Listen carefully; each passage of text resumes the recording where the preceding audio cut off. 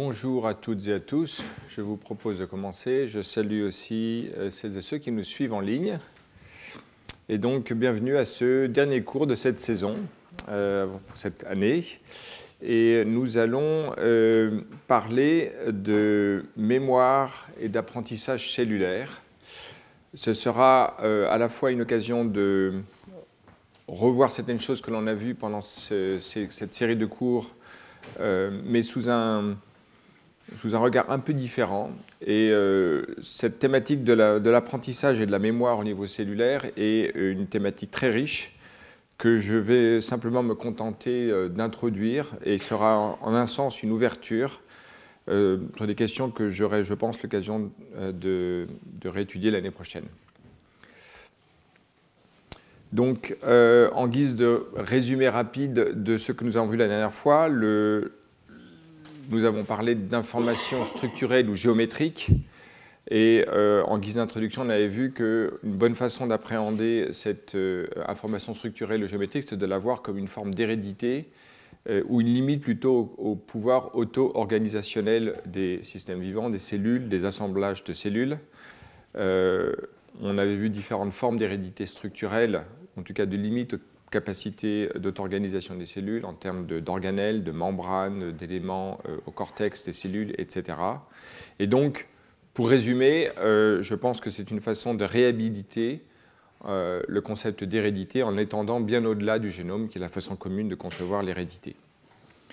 Le deuxième point, c'est qu'en parlant du coup d'informations géométriques, on pouvait voir déjà au niveau cellulaire d'une certaine façon, comment cette information géométrique affectait la signalisation. Donc la cellule pouvait décoder la forme de la cellule sous forme de signalisation.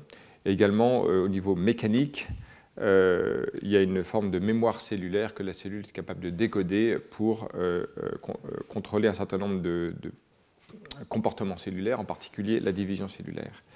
Et enfin, au niveau maintenant multicellulaire, au cours du développement et de la morphogénèse, l'information géométrique peut se concevoir comme quelque chose qui enrichit ou définit de façon plus précise les conditions initiales ou aux frontières d'un système et qui peut soit guider, soit rétroagir sur l'évolution du système gouverné par ses propres comportements mécanochimiques.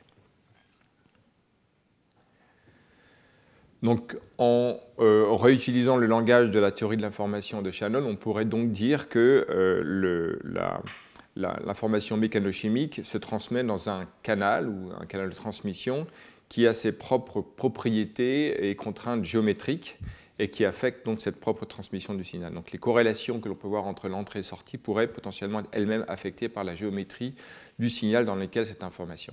C'est quelque chose qui, à vrai dire, n'a pas encore été étudié de façon directe, mais quelque chose que je conçois comme une ouverture possible pour regrouper des choses que j'ai dites à différents cours.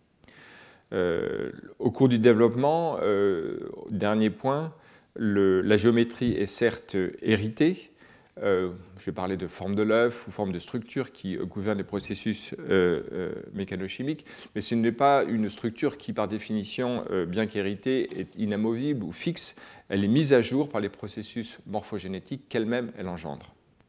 Et au cours des processus auto-organisés, pensons aux assemblages de cellules souches in vitro ou même dans un embryon, ces cellules souches forment un agrégat homogène. Et dès lors qu'il y a une brisure de symétrie dans cet assemblage de cellules, cette même symétrie brisée forme des conditions initiales qui vont structurer et influencer la suite des événements de telle sorte que les processus auto-organisés donnent rapidement la place à des processus eux-mêmes guidés par les conditions structurées dans l'environnement qu'elles génèrent. Donc finalement, bien qu'il faille opposer auto-organisation et processus guidés, on voit bien que les deux sont intimement liés l'un à l'autre.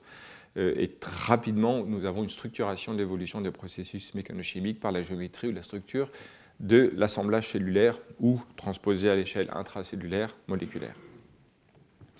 Donc maintenant, passons à cette question donc, de l'apprentissage et de la mémoire. Alors de façon très commune, lorsque l'on pense à apprentissage, on imagine l'acquisition d'une information nouvelle venant de l'environnement. Donc pensons à un être humain qui lirait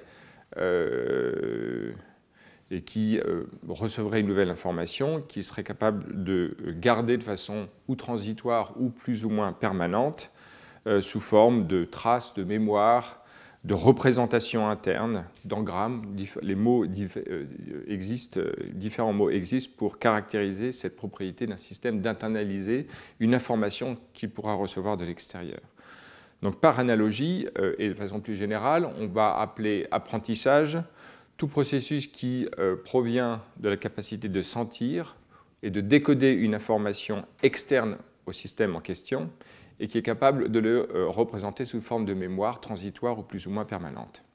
Et donc l'apprentissage est intimement lié à la capacité de générer une mémoire ou transitoire ou permanente, et donc la mémoire sera ce stockage transitoire ou à plus long terme d'une représentation de l'information extérieure au système. Voilà la définition la plus générique que j'utilise pour parler de mémoire ou d'apprentissage à quelque échelle qu'on le considère, de l'échelle d'une cellule ou d'assemblée de cellules.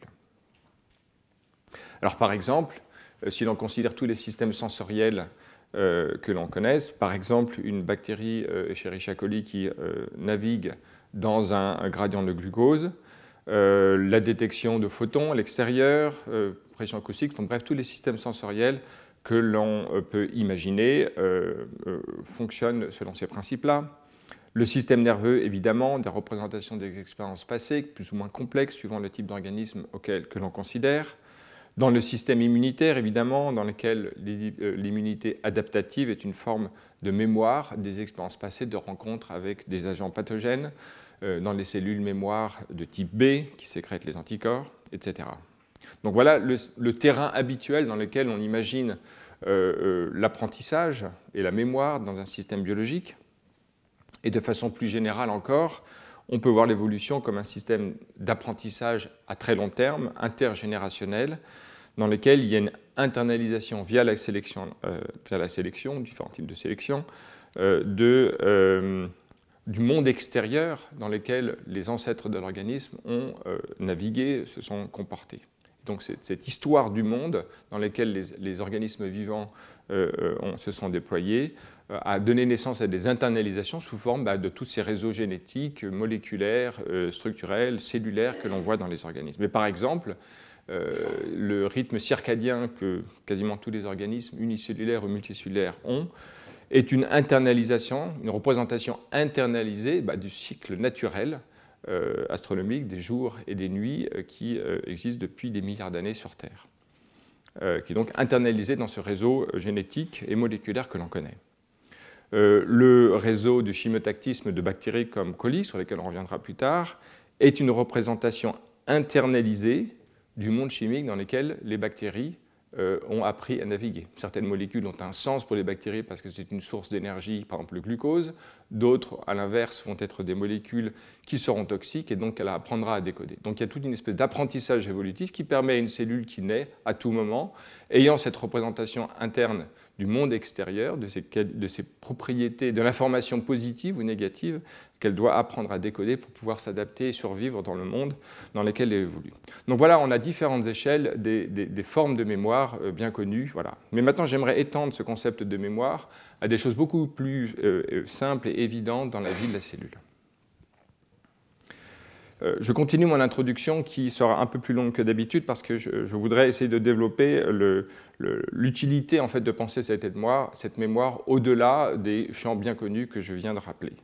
Je me réfère ici à une diapositive de mon premier cours dans laquelle j'avais souligné le fait, lorsqu'on avait réfléchi sur les génomes, que tout organisme, par exemple les humains, passe par cet état intermédiaire, donc de l'œuf fécondé, qui est une représentation très compacte, très compressée de toute l'information potentiellement nécessaire à la future construction de l'organisme. Et donc finalement la question légitime que l'on peut se poser, c'est est-ce que l'œuf contient toute l'information nécessaire pour reconstruire l'organisme?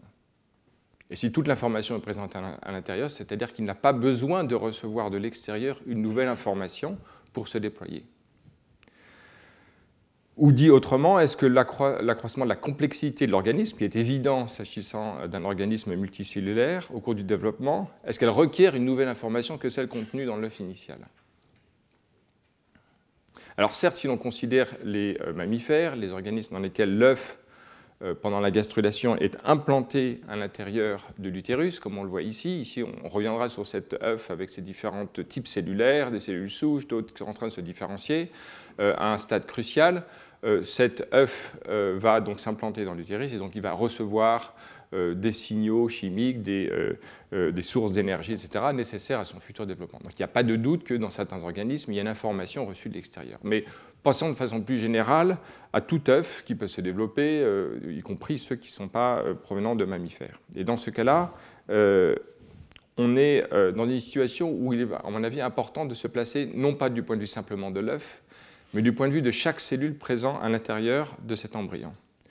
À l'échelle de chaque cellule présente dans l'embryon, il y a donc un déploiement d'informations qui parcourt différents canaux, hein, je reprends la terminologie de la théorie de l'information de Shannon, et qui essentiellement décodait cette information, essentiellement décodée ou recodée sous différentes formes. J'ai à l'esprit ce dont on avait parlé dans le cours numéro 3 sur l'information de position, mais pour tout processus de signalisation dont on a parlé dans différents cours, on voit bien que cette information reçue sous la forme d'un ligand ou d'un ensemble de ligands à la surface d'une cellule, ou même de processus mécaniques à la surface d'une cellule, vont pouvoir être décodés et recodés sous une nouvelle représentation chimique ou mécanochimique dans la cellule. Et pour ces raisons-là, les cellules donc changent d'état en permanence, d'état chimique, d'état mécanique, et même dans leur structure, leur géométrie, selon ces trois modalités de forme d'information dont on a parlé dans ces derniers cours.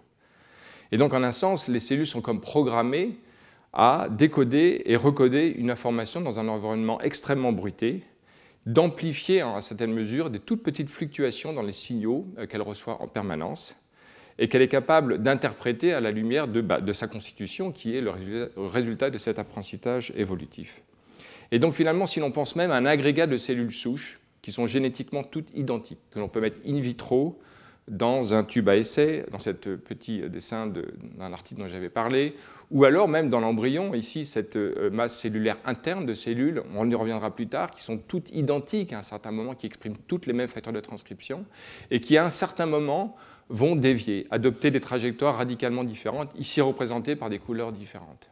Que se passe-t-il dans ces cellules ?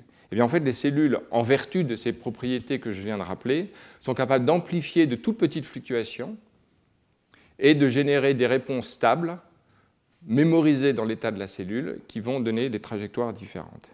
Donc, bien que les cellules aient toutes un même génome, les cellules expriment de nouveaux états qui constituent pour leurs voisines un nouvel ensemble d'informations. Une cellule qui adopterait par exemple le destin rouge va commencer à exprimer des facteurs de transcription qui vont lui faire exprimer de nouveaux ligands qui vont être une information nouvelle pour les cellules avoisinantes qui seront bleues.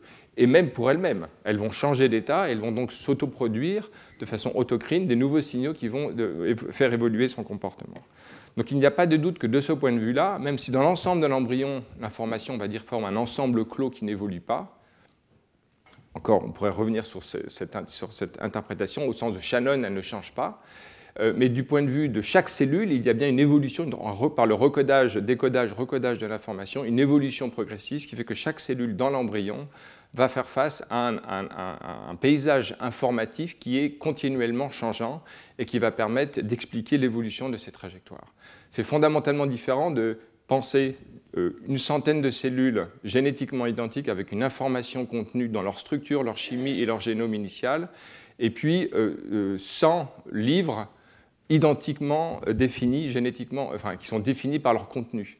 Dans ce cas-là, il y a quelque chose d'inamovible, les systèmes ne sont pas capables d'évoluer et de faire évoluer leur contenu, alors que les cellules, en vertu des propriétés que je viens de rappeler, sont capables, dans un état initial, structurellement, génétiquement, moléculairement, mécaniquement identiques, en raison des fluctuations, des capacités de les amplifier dans certaines trajectoires ou non, de devenir différentes les unes des autres et à partir de là, de générer pour elles-mêmes et pour leurs voisines un paysage informatif continuellement changeant qui peut les faire évoluer.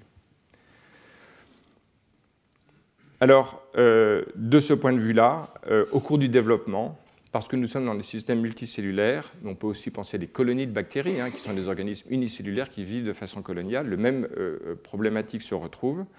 Les cellules apprennent de leurs voisines dans l'ensemble clos de l'embryon, et elles sont capables donc de garder une mémoire transitoire ou plus permanente de ces signaux qu'elles ont reçus sous forme d'apprentissage.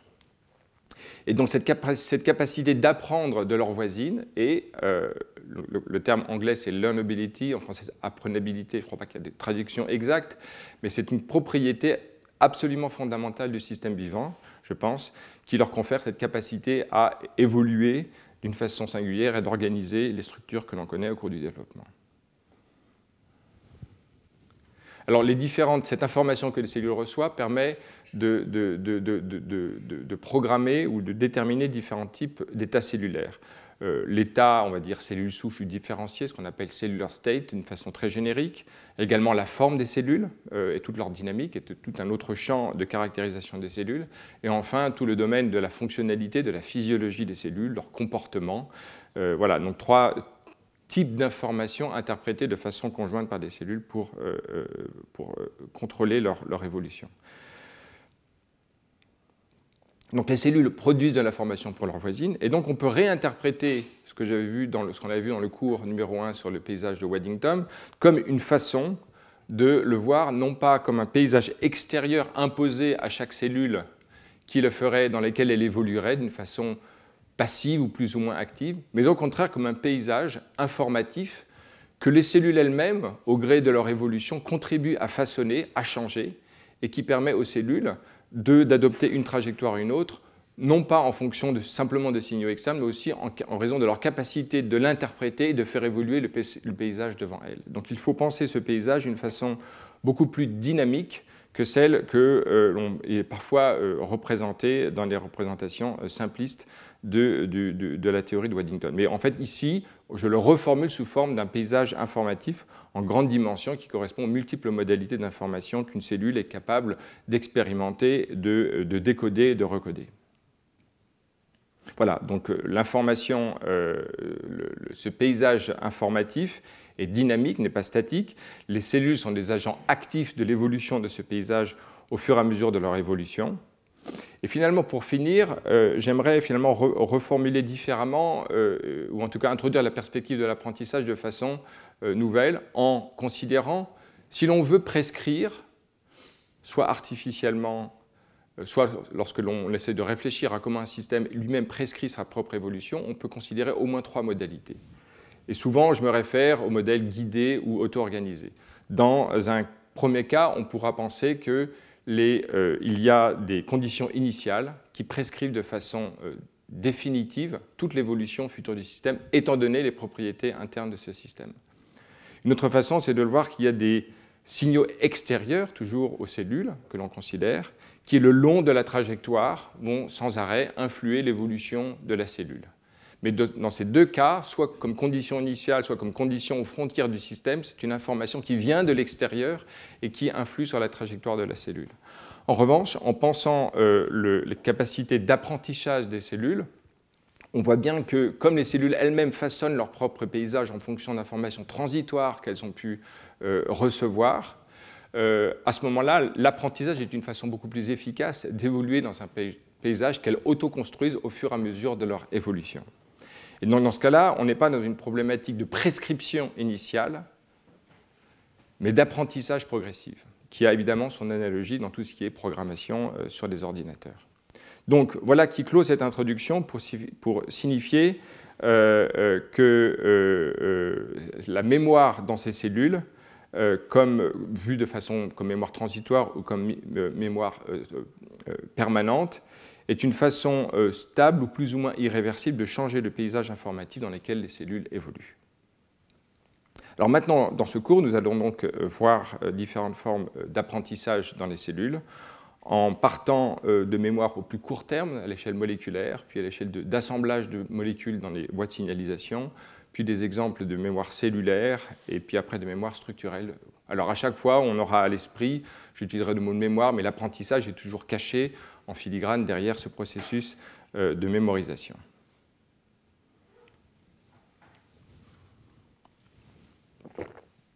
À certains égards, on peut voir le génome comme une mémoire permanente, au moins à l'échelle de l'organisme, vu que, sauf pour quelques mutations somatiques, ce génome reste constant.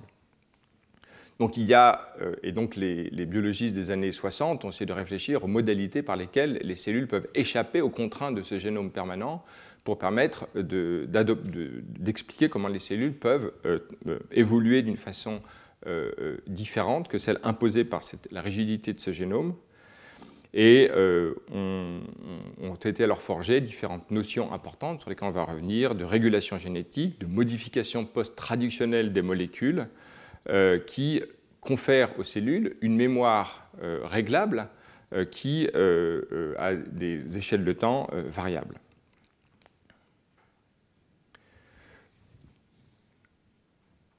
Donc le point central, c'est, dit autrement, comment une cellule qui reçoit un signal peut garder une trace mnésique à plus ou moins long terme de cet événement passé, comment peut-elle garder une mémoire de ce signal.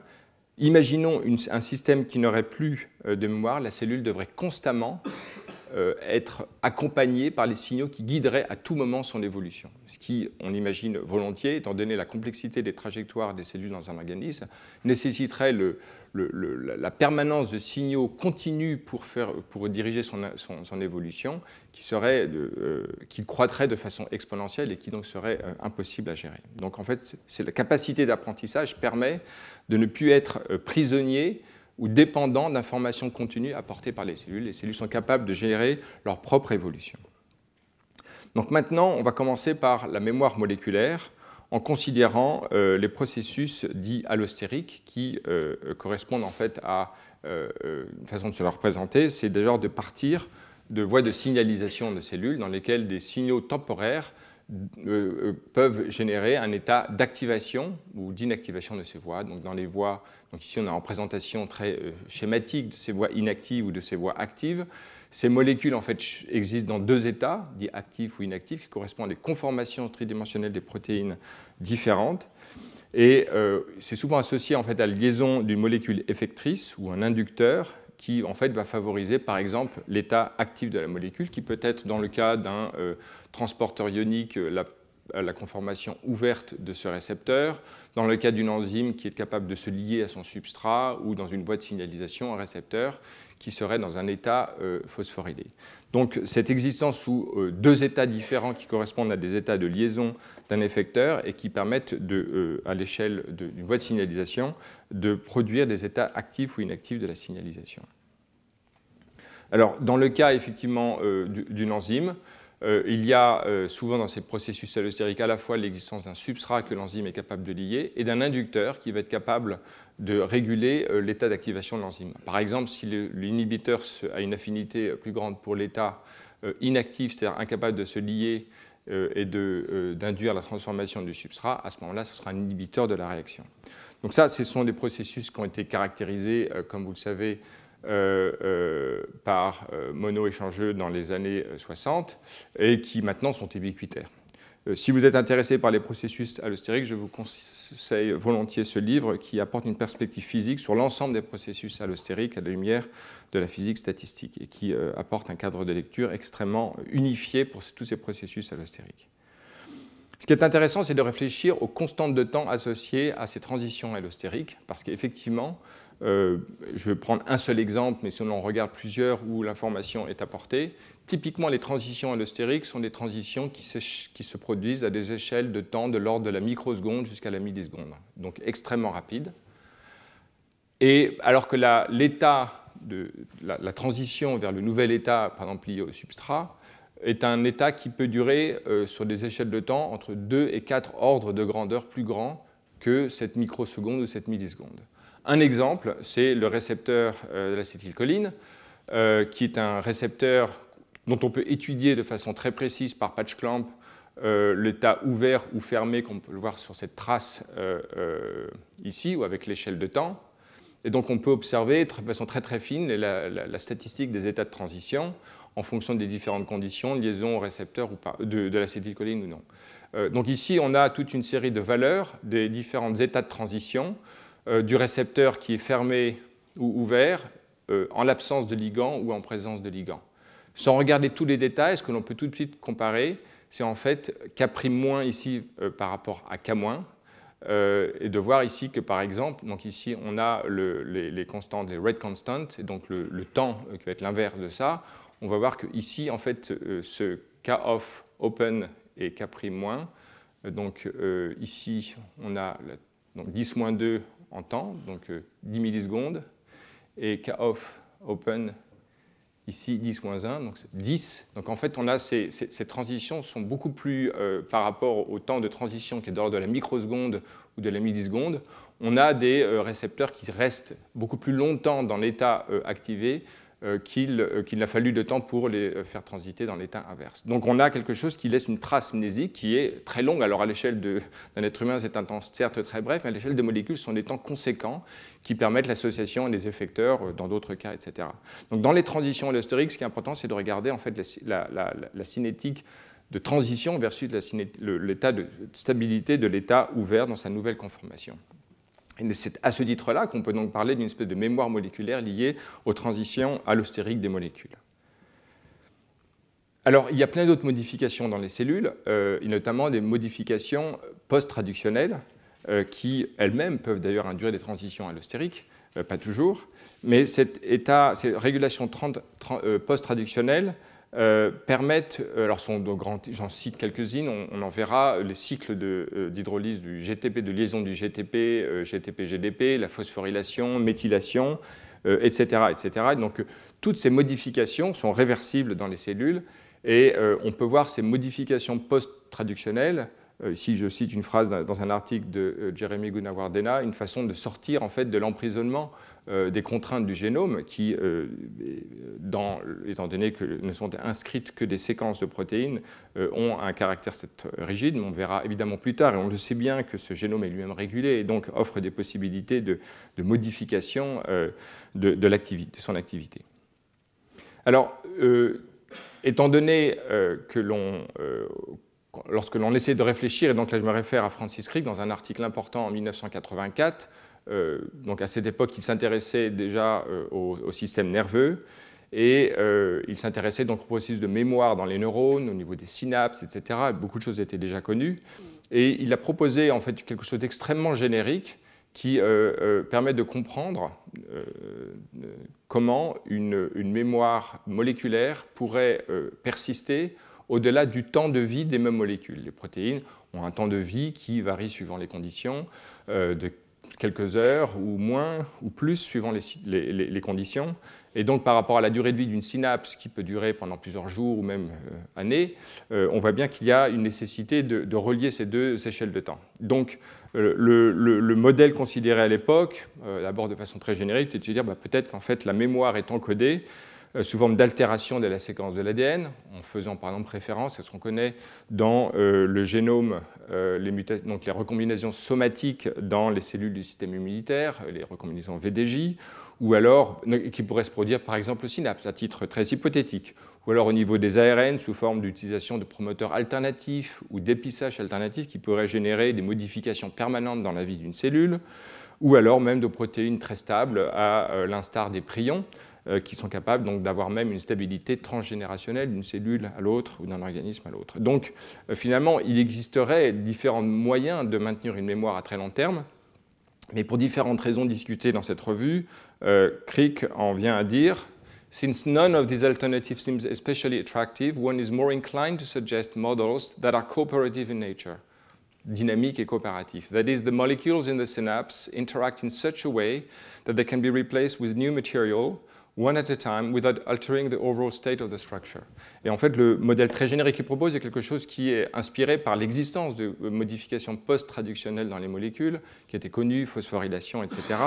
Et donc, il dit, considérons une protéine P qui peut être active plus ou inactive moins en fonction de son état de modification post-traductionnelle, pensons à une phosphorylation par exemple, et qui de surcroît est capable de dimériser. Donc, il existe des configurations moins-moins, moins plus ou plus.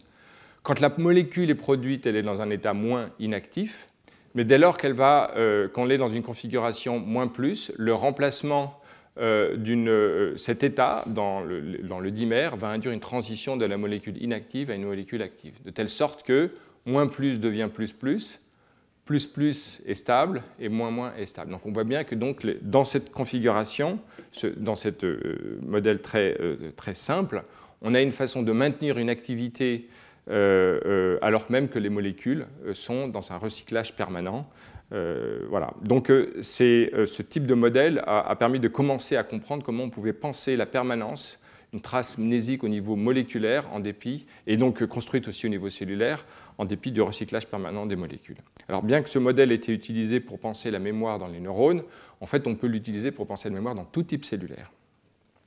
Alors ces modifications post-traductionnelles, certes, il y a les phosphorylations qu'on a tous à l'esprit, qui sont permanentes dans la cellule et qui caractérisent la voie, par exemple, dont j'ai parlé dans différents cours, de la voie MAP kinase, avec ces cascades de kinases, avec tous ces noms. Dès qu'il y a un cas, on va dire kinase. Ou alors les cycles de modification. Donc, à chaque fois, ce sont des cycles moléculaires où il y a adjonction d'un phosphate par une kinase et une phosphatase qui va l'enlever. Ou alors les cycles de transition GTP-GDP, qui, pour les molécules dites petites molécules GTP, GTPase, et dont les transitions sont elles-mêmes cinétiquement accélérées par des molécules d'échange, GAP, qui va favoriser la transition GTP-GDP, et la GEF qui va au contraire ajouter un phosphate, donc la transition de l'état GDP inactif à l'état GTP actif. Donc ces cycles sont permanents dans la cellule. Souvent, on a tendance à les penser en termes d'une molécule dans un état ou une molécule dans l'autre. En fait, il faut l'imaginer en termes de flux permanent de ces cycles qui fonctionnent à des constantes de temps variables et qui sont elles-mêmes réglées par la cellule. Donc le point important lorsqu'on regarde des diagrammes comme ça qui sont à certains égards assez repoussants parce qu'on y voit beaucoup de molécules qui fonctionnent en signalisation, on ne le voit pas naturellement de façon dynamique, mais dès lors que l'on commence à voir tous ces cycles avec des phosphorylations, déphosphorylations, on peut le voir comme l'écoulement en fait, d'une information qui cycle en permanence. Et plus précisément encore, on peut y voir comme, à la lumière de cette question de mémoire, comme une façon de maintenir d'une façon régulée par la vitesse de ce cycle l'état temporaire d'une modification de la molécule qui garderait la trace mnésique d'un signal reçu à la surface il y a quelque temps par la cellule. Donc, étant donné un input d'un signal, on reviendra plus tard sur ce type de représentation, une étude plus précise, comment l'information percole-t-il dans ce réseau jusqu'à l'intérieur de la cellule? Et en fait, voilà, on ne le sait pas forcément de façon précise, bien que maintenant on puisse commencer à l'étudier de façon quantitative, mais la cellule va être capable, par son diagramme interne et les cycles eux-mêmes régulés par des enzymes, de garder des traces mnésiques plus ou moins permanentes en fonction des situations de signalisation dans la cellule. Donc finalement, ces cycles de phosphorylation, déphosphorylation ou modification GTP, GDP, on peut les voir comme des états transitoires de mémorisation dynamique dans la cellule de signaux reçus à sa surface. Et donc c'est une façon plus dynamique liée à la mémoire de concevoir la signalisation plutôt que cette espèce d'écoulement en une dimension d'une transition un peu comme une réaction en chaîne. Ce principe de réaction en chaîne, c'est la façon dont on apprend la signalisation, mais c'est une façon tout à fait inadéquate, à mon sens, de la concevoir. Donc ici, des voies de signalisation qui contrôlent les états cellulaires, apoptose, transcription, prolifération, etc., etc. Ici, plutôt des aspects plutôt dynamiques, de changement de forme de la cellule. Je les passe en revue, principalement, non pas pour m'y arrêter dans le détail, mais pour plutôt montrer l'ubiquité de ces signalisations pour ce qui concerne la vie de la cellule. Ici, tout ce qui concerne de façon très schématique et partielle le cytosquelette, donc tout ce qui va contrôler la forme de la cellule, ou alors les voies de transport vésiculaire dans la cellule par les différents organelles, eux-mêmes régulés par les cycles de GTP et GDP de petites GTPases. Donc toute cette dynamique interne de la cellule est elle-même régulée par ces cycles moléculaires. Et on verra que donc à chaque fois, différents types de mémoire transitoires peuvent persister. Ou alors, effectivement, pour ce qui concerne la régulation transcriptionnelle, beaucoup de molécules sont capables d'osciller entre leur compartiment nucléaire, le nucléoplasme ou le cytoplasme, également par des cycles de modification GTP-GDP. Donc, ces états réversibles moléculaires permettent une espèce de tuning, de réglage permanent d'une mémoire moléculaire dans les voies de signalisation et qui permet donc, à partir d'un signal reçu de l'extérieur, de laisser des traces mnésiques temporaires à plus ou moins long terme à l'intérieur de la cellule. Donc voilà comment je voulais représenter les voies de signalisation au regard de cette question de mémoire cellulaire. Alors prenons un exemple très concret de chiffres d'un cycle, d'une transition pour RAS, une molécule qui est impliquée dans tant de processus cellulaires, de contrôle de la prolifération et autres, dont le cycle GTP-GDP régulé par cette GEF qui ajoute un phosphate et la GAP qui va l'hydrolyser. Pour chaque molécule RAS, il va y avoir entre 5 et 10 GEF différentes et GAP différentes. Donc il y a une multiplication des processus régulateurs, GAP et GEF, qui sont tissus spécifiques ou contexte dépendants, etc. Donc ces molécules sont vraiment régulatrices. Or, comme elles vont réguler la transition, la cinétique de transition entre l'état actif et l'état inactif, à l'instar de ce qu'on a vu pour les transitions allostériques dans le récepteur de l'acétylcholine, ici on peut régler en fait l'état transitoire et donc la mémoire active d'une signalisation reçue en amont en fonction de l'état relatif de ces différentes GAP et GEF. Alors dans le cas de RAS, RAS-GTP, l'hydrolyse spontanée du GTP dans RAS a une constante de temps de l'ordre de trentaine de minutes. Alors qu'en présence d'une GAP, en fait, on passe à une échelle de temps de l'ordre de 50 millisecondes. Donc, en l'occurrence, ici, la GAP, ce qu'elle fait, c'est qu'elle raccourcit la mémoire de ce système. Imaginons une cellule dans laquelle il n'y aurait pas de GAP. Une fois qu'on aurait une activation du signal, il y aurait une espèce de réverbération dans la cellule pendant les temps beaucoup trop longs de l'activation passée, qui limiterait les capacités adaptatives de la cellule, donc de répondre, de s'adapter à une nouvelle configuration. Donc, il est important de régler cette mémoire positivement en accroissant la stabilité, ou alors en la réduisant par des molécules qui vont modifier ces cycles de modification moléculaire.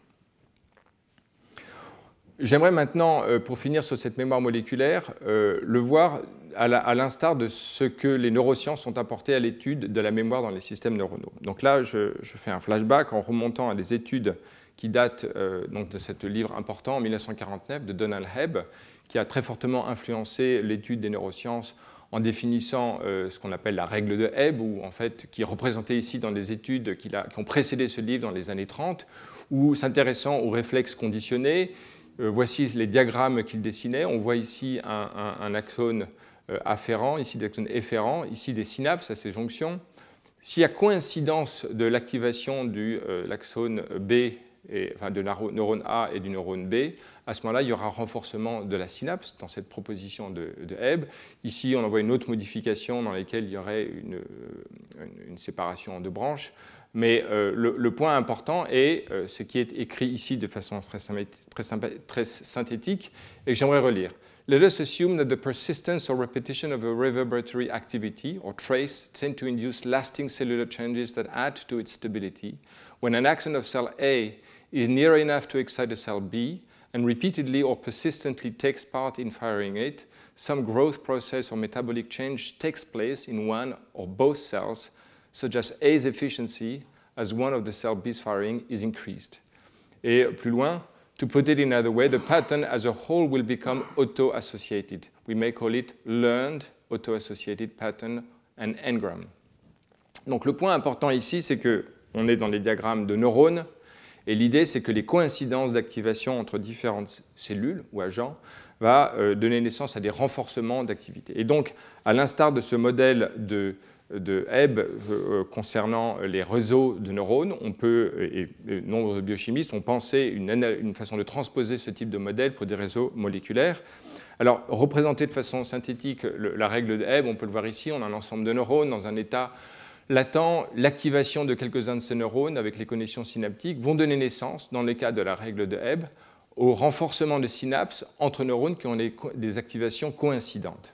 Donc, il va donner naissance en fait à ce sous-réseau et les activations donc, des synapses qui sont renforcées. Alors qu'en l'absence de règle de Hebb, en fait, toutes les connexions de voisins en fait, sont renforcées, donc de façon beaucoup moins restrictive. Alors, à la lumière du fait que dans un réseau de communication moléculaire, dans une voie de signalisation, on est passé progressivement de ces représentations simplistes, unilinéaires de voies de signalisation en fait, à des complexes où beaucoup de molécules sont partagées entre différentes voies de signalisation, donc des réseaux beaucoup plus complexes pour que l'intuition puisse en déceler en fait, un écoulement d'informations particulier. Les gens ont pu commencer à proposer que dans ces réseaux, avec beaucoup de molécules partagées entre voies de signalisation, des choses analogues à ces règles de Hebb sur des renforcements de certaines connexions d'interaction moléculaire, prenant en compte les transitions allostériques, les modifications post-traductionnelles comme moyen de renforcer ou non une interaction, c'est-à-dire les affinités, les constantes d'association-dissociation. On pourrait concevoir un modèle qui a formellement quelques similitudes. Représentées différemment, on peut voir ici dans ce réseau d'interaction certaines molécules partagées, certains renforcements d'activation. Alors il se trouve qu'on peut le faire à la lumière de ces transitions allostériques. Et ici, je cite le travail, enfin cette revue, plusieurs articles écrits par cet auteur sur ce qu'il et d'autres on appelle une mémoire conformationnelle des molécules qui est très liée à cette transition allostérique. On peut ici, dans l'illustration que j'en montre dans cette revue, ils prennent en compte ces structures moléculaires qu'on appelle IRD, Intrinsically Disordered Region. En fait, on fait à peu près l'estimation qu'aujourd'hui, entre 70 et 80% des séquences peptidiques dans une protéine n'ont pas de structure stable, en fait, mais des structures désordonnées, Intrinsically Disordered Region. Et donc, en fait, les molécules que l'on connaît, dont on connaît la structure, sont par définition celles pour lesquelles on avait les structures que l'on pouvait obtenir par IRM ou par cristallographie, mais qu'en réalité, il existe des états beaucoup plus désordonnés qui existent dans les molécules, qui sont présents dans toutes les protéines, et dont la conformation peut évoluer au gré des interactions. Et donc ici, le modèle propose la chose suivante. Imaginons une protéine A, qui est une protéine stable à ce moment-là, qui va se lier à la protéine B, stabilisant une conformation de cet état désordonné ici, qui va former ici un bêta-sheet, et qui va former donc une structure liée à l'association. Ces molécules, ces dimères, ont une constante de temps particulier, dissociation de ce dimère. Étant donné maintenant la possibilité que cet état structuré puisse avoir un temps de vie assez long, en imaginant la cinétique des réassociations par de nouvelles molécules qui dépend aussi de l'histoire de la signalisation dans les cellules, la réassociation d'une future partenaire de cette molécule serait accélérée par rapport aux interactions dans l'état désordonné. Et donc finalement, il y aurait une histoire, une mémorisation, une trace mnésique dans la signalisation de cette voie par l'intermédiaire de l'état transitoire stabilisé de cette nouvelle conformation. Donc finalement, on voit par ce biais-là, dans cette représentation formelle, que les modifications de conformation de molécules, mais de façon plus générique, pensons aux modifications post-traditionnelles des molécules, modifient en fait les propriétés de liaison à toutes les molécules présentes dans la cellule, de telle sorte que la cellule change progressivement et met dans une nouvelle configuration qui, prenant en compte son histoire, modifie l'évolution subséquente du système. Alors voyons un exemple concret dans lequel finalement des constantes de temps liées aux modifications post-traductionnelles et aux propriétés de réseau, ces différentes constantes de temps peuvent générer des comportements différents. Et donc là, on en revient à la voie de signalisation RAS MAP kinase sur laquelle je reviendrai également plus tard. Donc là, l'élément clé va être non pas tant modification post-traductionnelle, même si c'est important, mais plutôt la stabilité d'une protéine. Donc la voie de signalisation RAS MAP kinase, elle est présente dans quasiment toutes les cellules. Ici, le système qui va l'étudier va l'activer par une voie optogénétique en utilisant le recrutement à la membrane induit par la lumière d'une molécule d'échange qui va activer la GTPase RAS, c'est la molécule SOS qui est ici activée. Et donc, en fonction de, quand on expose les cellules à de la lumière rouge, on va activer cette voie de signalisation, et notamment la molécule MAP kinase, qui ici va être marquée par une molécule fluorescente et qu'on va pouvoir suivre dans la cellule, qui va induire en aval l'activation de la transcription de gènes que l'on peut suivre par des méthodes sur lesquelles je ne m'appesantis pas. Et on peut donc suivre directement par fluorescence la transcription de gènes, comme ici Robi. Et ensuite, on peut même suivre la traduction de la molécule en regardant donc la production de la protéine cible. Donc on peut suivre en temps réel, au cours du temps, donc en fonction des périodes d'activation par la lumière rouge, la translocation nucléaire de ERK ou MAP kinase, l'activation transcriptionnelle des gènes cibles, vus ici en rouge, par ces petits points au locus où se produit la transcription, et puis la production de la protéine qui s'accumule dans la cellule. Et on voit ici des cinétiques qui sont assez différentes. On a des pulses de translocation nucléaire qui donnent naissance aussi à des pulses d'intensité différente de transcription, et l'accumulation en fait, du produit de la protéine qui a une certaine forme de stabilité. Donc on voit ici différentes dynamiques. Je voudrais faire recours sur le décodage de l'information dynamique dans la signalisation. On en voit ici une manifestation parmi d'autres. Le point important, c'est que parmi les gènes cibles de cette voie de signalisation, il y a une molécule, DUSP, qui est une phosphatase qui va inhiber par rétroaction négative MAP kinase. Et donc, cette protéine a une certaine durée de vie, Et si l'on induit une signalisation continue, qui est représentée par la lumière jaune ici, donc là on a signalisation continue, activation continue de la voie de signalisation, il va y avoir un burst de transcription initiale des gènes cibles, parmi lesquels DUS peut être produit, mais qui, en raison de sa stabilité et de son effet de rétroaction négative, va bloquer la transcription des gènes cibles. Donc le système va avoir un pulse et après il va être complètement éteint. Si l'on commence à introduire une interruption dans la signalisation avec des intervalles de temps croissants. Au début, ces petits intervalles sont trop petits pour que la molécule inhibitrice rouge disparaisse complètement. Et donc la mémoire de l'activation passée demeure, et donc la signalisation va toujours être bloquée, il ne va y avoir pas d'autre transcription que le burst initial.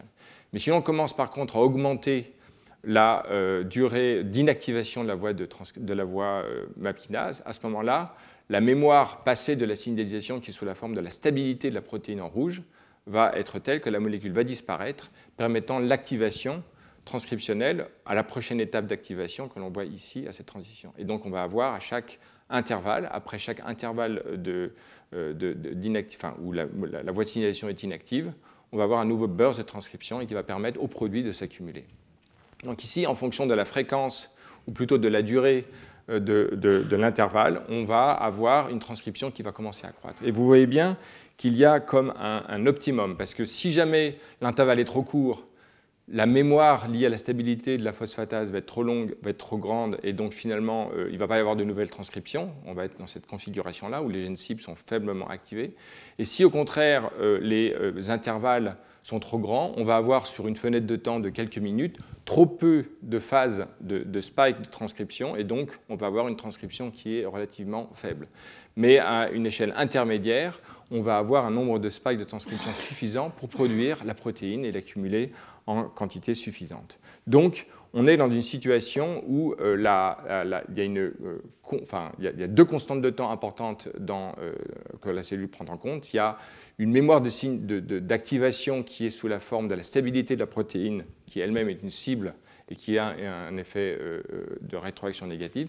Et puis, il y a la constante de temps de l'effet en fait, d'inhibition, qui est une propriété du système. Et ces deux constantes de temps définissent en fait l'optimum où la transcription peut être maximale dans la cellule. Alors pour finir sur la mémoire moléculaire, il faut rapidement rappeler, je passe très rapidement sur des formes de mémoire moléculaire beaucoup plus longues que celles que l'on a vues dans la vie de la cellule. Là, on était vraiment à l'échelle de la physiologie, mais dans l'échelle de temps de cellules qui persistent pendant des heures, des jours, des mois ou des années dans la vie d'un organisme, il y a des modifications moléculaires qui ont un effet permanent, ou en tout cas beaucoup plus long. C'est le cas de la méthylation de l'ADN, évidemment, aux cytosines adénines. Cette méthylation est associée à une répression de la transcription. Elle est typiquement remise à niveau à chaque développement d'un organisme multicellulaire où il y a plus de méthylation. Et il y a une reméthylation progressive qui se produit au cours du développement embryonnaire, comme on peut le voir ici, et après qui évolue différemment chez les mâles et les femelles. Cette méthylation de l'ADN, à chaque division cellulaire, est transmise à la cellule suivante, dès lors qu'il y a duplication de l'ADN, par un processus où un brin non méthylé, en face d'un brin méthylé, il va y avoir, selon différents modèles, une transmission de la méthylation du brin ancien par rapport au brin nouveau. Donc c'est une propagation conforme de la méthylation, donc de l'état d'activation ou de répression de la transcription. Je parlais tout à l'heure rapidement, mais d'autres formes de modifications aussi plus permanentes, parce qu'elles concernent le génome, c'est les recombinaisons VDJ dans les cellules pour la production d'immunoglobuline par les cellules B ou les récepteurs de surface des cellules T. On a différentes séquences, variables, DJ, donc, etc. Je ne rentre pas dans les détails, mais le point important, c'est que ce sont des modifications somatiques qui persistent tout durant la vie de ces cellules, qui peuvent donc persister pendant des années dans un organisme comme nous. Et donc, il existe donc des mémoires cellulaires évidemment beaucoup plus longues. Un autre exemple intéressant, c'est celui donc dans les prokaryotes de CRISPR, qui est une forme de mémoire à très long terme dans une cellule et donc sa descendance, dans laquelle l'exposition à un bactériophage qui génère des fragments d'ADN que la cellule est capable ou non d'incorporer sous forme de séquence dans la région CRISPR, de telle sorte que, après la transcription de ce locus, il y a donc la concaténation de différents, puis la coupure de différents brins d'ADN qui portent différentes mémoires moléculaires des événements d'infection passés par des bactériophages et qui, étant présentés à des nouveaux bactériophages, permettront d'attaquer ou pas les molécules reconnues lors d'une nouvelle infection. Donc c'est une forme d'immunité internalisée par l'expérience passée, donc une forme néo-lamarckienne ou pseudo-lamarckienne d'hérédité ou de mémoire moléculaire sous la forme d'incorporation de séquences dans le génome de ces bactéries. Voilà, donc c'est un autre exemple assez remarquable donc, de propagation moléculaire dans la cellule. Donc on a vu à l'échelle moléculaire des événements extrêmement transistoires comme les transitions allostériques, les modifications post-traductionnelles qui donnent des traces mnésiques extrêmement dynamiques qui permettent à la cellule de s'adapter à de nouvelles configurations, ou alors des mémoires beaucoup plus longues durant la vie de l'organisme. Donc passons maintenant à l'état suivant, en parcourant les échelles de temps, de mémoire, de signalisation dans la cellule.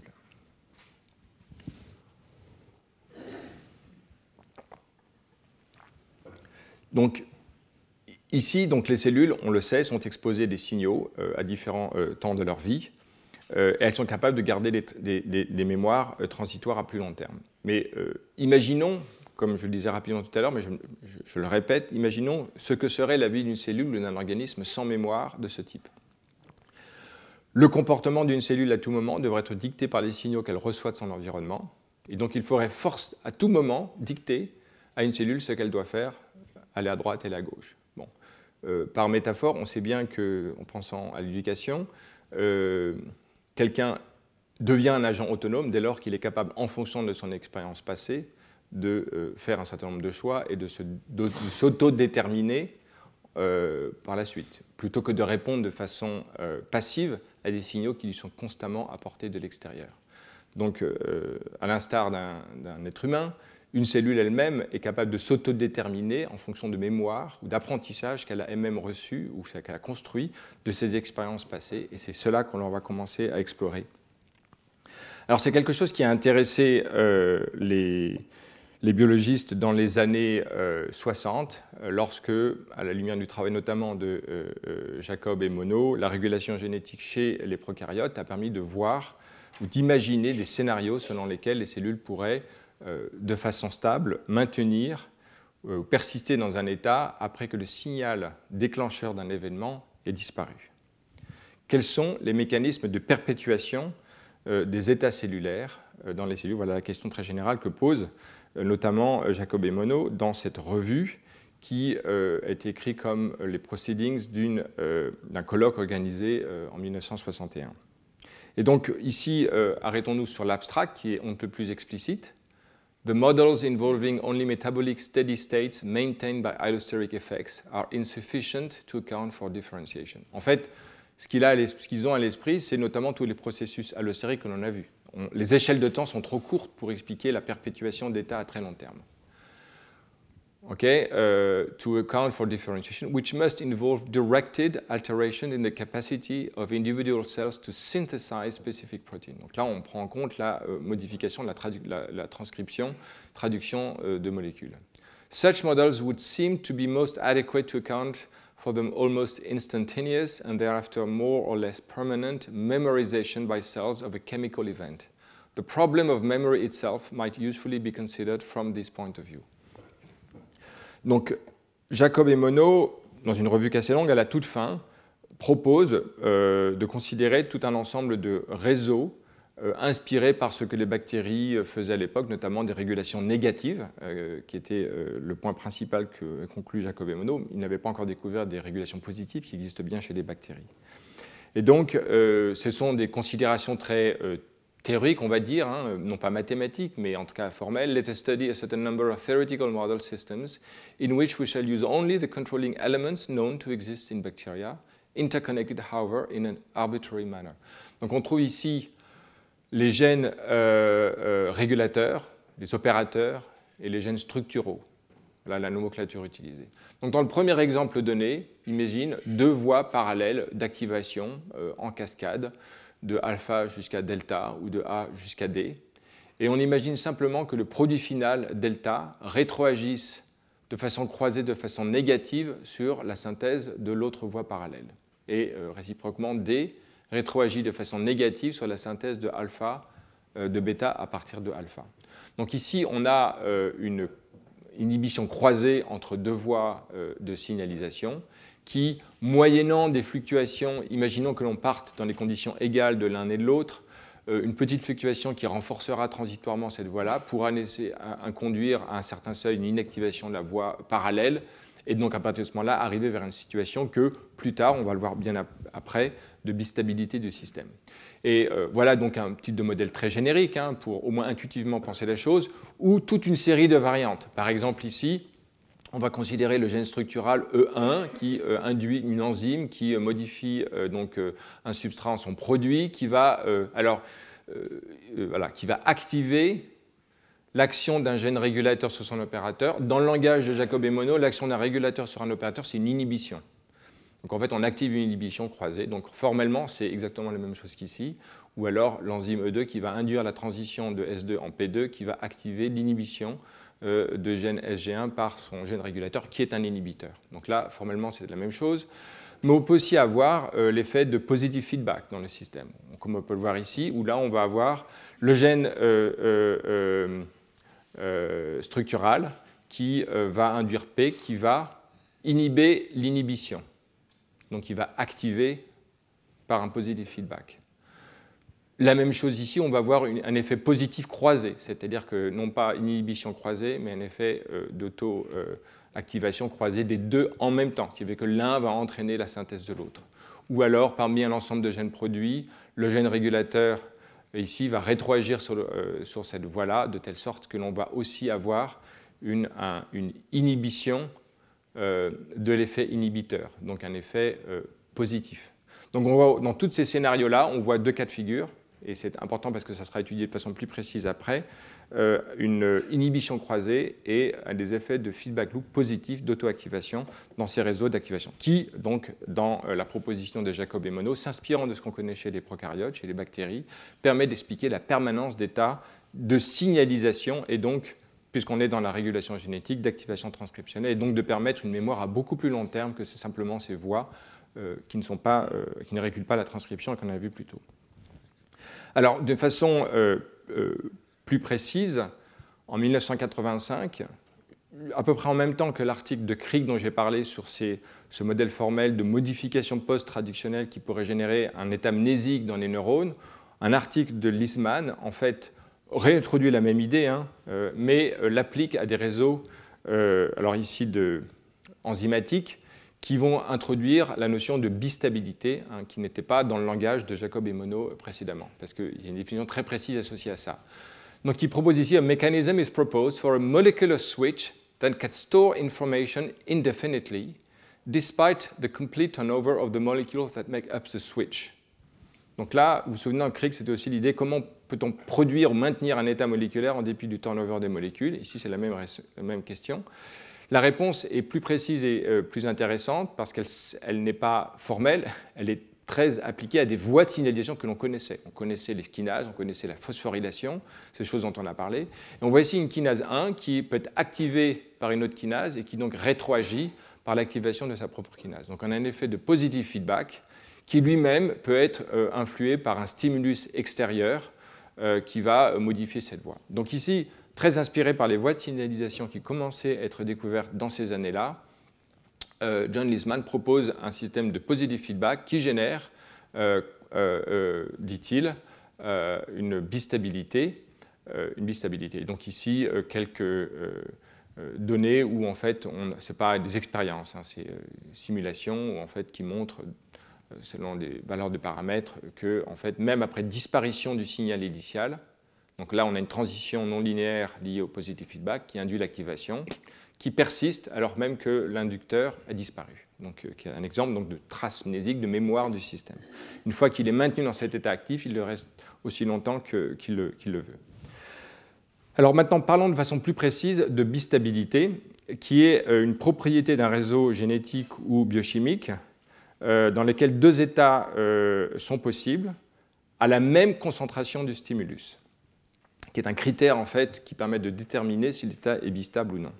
Donc il y a deux cas de figure considérés pour un système bistable, qui est en fait peu ou prou ce que proposait déjà Jacob et Monod, mais vu d'une façon plus rigoureuse, mutual cross inhibition, inhibition croisée, et positive feedback, dont on voit ici de façon très synthétique la représentation diagrammatique, où on a A qui inhibe B, B qui inhibe A. On peut avoir des triggers extérieurs qui peuvent influencer, soit le système est livré à ses propres fluctuations et donc peut de façon arbitraire aller vers l'état A et y rester, ou vers l'état B, ou alors on a des inducteurs extérieurs qui peuvent biaiser cette transition dans un état permanent toujours A ou toujours B, ou alors même le faire alterner, parce que si la cellule reçoit un stimulus 1, elle va donc activer B, mais l'autre stimulus 2 va induire la réversion vers l'autre état.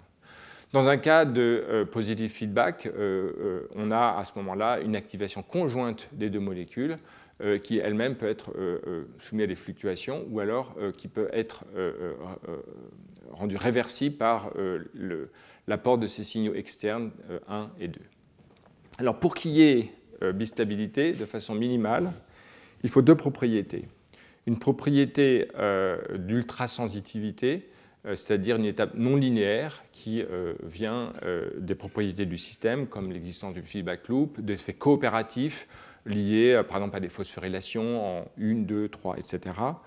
Et deuxièmement, il faut une certaine symétrie dans les deux branches pour que le système puisse être dit vraiment bistable.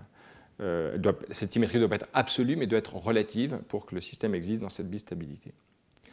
Alors, associé à la bistabilité est associé ce concept très important d'hystérésis, qui à l'origine n'était pas du tout utilisé pour étudier les systèmes biologiques, mais qui s'y applique de façon très adéquate. L'hystérésis, c'est l'idée qu'il y a en fait quelque chose qui, le comportement du système, dépasse pas simplement des conditions à l'instant T, mais de l'histoire, de ce qui s'est passé avant. Donc le système a comme une mémoire de ses états passés. Et l'hystérésis bloque, on peut le voir représenté ici. On peut voir la phase d'augmentation du stimulus qui va induire une transition non linéaire en raison de l'ultrasensitivité de l'activité vers cet état maximal ici. Mais on peut maintenant penser à, une fois qu'on est dans l'état actif élevé, on peut baisser le signal du stimulus. Il y a hystérésis à partir du moment où la molécule ne va pas redescendre immédiatement de façon symétrique de la voie de l'activation, elle va persister dans un état actif pendant un certain temps. Ce qui fait qu'à une concentration donnée de stimulus, en fonction de l'histoire, on peut être dans l'état A ou dans l'état B. Alors l'hystérésis peut être plus ou moins grande. Ici, on a un cas frappant où, en fait, en raison du fait que le système ne revient jamais à l'état initial, puisque l'hystérésis couvre toute cette plage d'activation de concentration du trigger, à ce moment-là, le système est bloqué dans un état permanent de bistabilité. Donc l'étendue de l'hystérésis confère au système une bistabilité, une mémoire plus ou moins grande une mémoire plus ou moins grande. Alors James Ferrell est l'un de ceux qui a étudié assez précisément ces états de bistabilité dans les réseaux biochimiques, notamment chez le Xenop. Et dans cette revue, il y a une étude théorique déjà qui présente les conditions de bistabilité en prenant l'exemple d'une molécule A qui, de façon réversible, peut être activée dans un état A étoile. Et donc, l'équation d'évolution du système qui décrit ici l'évolution de la concentration de A étoile, dépendant d'une stimulation, donc atote moins A étoile, ça va être la concentration de A, et du stimulus qui est représenté ici. Mais de façon, alors, une dégradation également ou une inactivation de A étoile, mais de façon plus intéressante, il y a ce terme qui introduit la non-linéarité dans ce système par une fonction de Hill, de coefficient n, dans lequel on a un coefficient qui introduit la force du feedback et donc de la coopérativité des effets non linéaires dans l'activation de A étoile. Et K qui donc, dans ce cas-là, Ka, la concentration électrice, à la moitié de l'activation du feedback. Alors, imaginons maintenant différents cas de figure. Dans le cas trivial où on n'a pas ce terme, on est dans le cas d'une activation avec une cinétique de Michaelis-Menten, dont on connaît bien la courbe d'évolution, qui a cette forme-là. Si l'on commence à augmenter, alors les paramètres ici sont listés ici, n'évoluent pas. Hein. La seule chose qui évolue dans ces différentes simulations, c'est la force du feedback, qui évolue de 0 jusqu'à 0,13. Et on voit petit à petit l'évolution de la courbe d'activation de production de A étoile par rapport en pointillé la courbe de Michaelis-Menten. On voit petit à petit cette non-linéarité se mettre en place avec une forme sigmoïde de plus en plus marquée. Mais il y a un effet seuil de la force du feedback, F, qui permet d'introduire maintenant la bistabilité. Ce n'est pas suffisant d'avoir une non-linéarité pour avoir de l'hystérésis, il faut une force du feedback suffisante pour que on commence à avoir une plage croissante à mesure que l'on augmente la force du feedback, où en fait le système va avoir une hystérésis, c'est-à-dire que lorsque l'on décroît le signal, le système va demeurer dans l'état actif, alors qu'à la même concentration du signal lors de l'activation, on était dans l'état inactif. Et donc cette étendue de l'hystérésis en fait dépend donc de la force de ce feedback. Alors, dans le cas expérimental étudié par les auteurs, il s'agit donc de l'activation de la méiose chez l'ovocyte du xénope, qui est donc arrêté en interphase, en G2, et qui, sous la stimulation de stéroïdes, ici de progestérone, est libéré de l'état d'arrêt en G2, dissocie l'enveloppe nucléaire de l'ovocyte qu'on appelle la vésicule germinale et qui continue la méiose 1 pour s'arrêter en métaphase de la méiose 2. Donc ce système qui est très général, étudié chez le xénople, est un exemple qui présente une bistabilité et qui dépend, alors c'est un réseau plus compliqué que les réseaux très simples qu'on a vus avant, mais de deux positifs de feedback qui sont couplés l'un à l'autre. Il y en a un qui est la voie MAP kinase activée par une molécule GTPase spécifique de l'ovocyte qui est MOS, qui est l'équivalent de RAS, on va dire, il y a une positive feedback à ce niveau-là. Il y en a une deuxième qui implique d'autres molécules, CDC2, CD25, je ne rentre pas dans les détails, peu importe, mais qui toutes les deux s'activent de façon parallèle, de sorte que ce sont deux positive feedback couplés l'un à l'autre, avec un stimulus extérieur, progestérone. Et donc l'élément central ici, c'est d'étudier l'hystérésis de ce système pour voir si elle se manifeste, qui est un critère pour déterminer qu'il y a ou non bistabilité. Donc l'hystérésis, c'est le fait qu'on va faire une augmentation du signal d'un côté et une décroissance de l'autre pour voir si le signal, en décroissant le signal, il y a maintenance de l'état actif du système. Donc les auteurs regardent différentes propriétés pour mesurer sa réponse. La dissolution de la membrane nucléaire de l'ovocyte, la phosphorylation de MAP kinase, l'activité de CDC2, ou alors la quantité du récepteur progestérone qui est lié à la surface des cellules.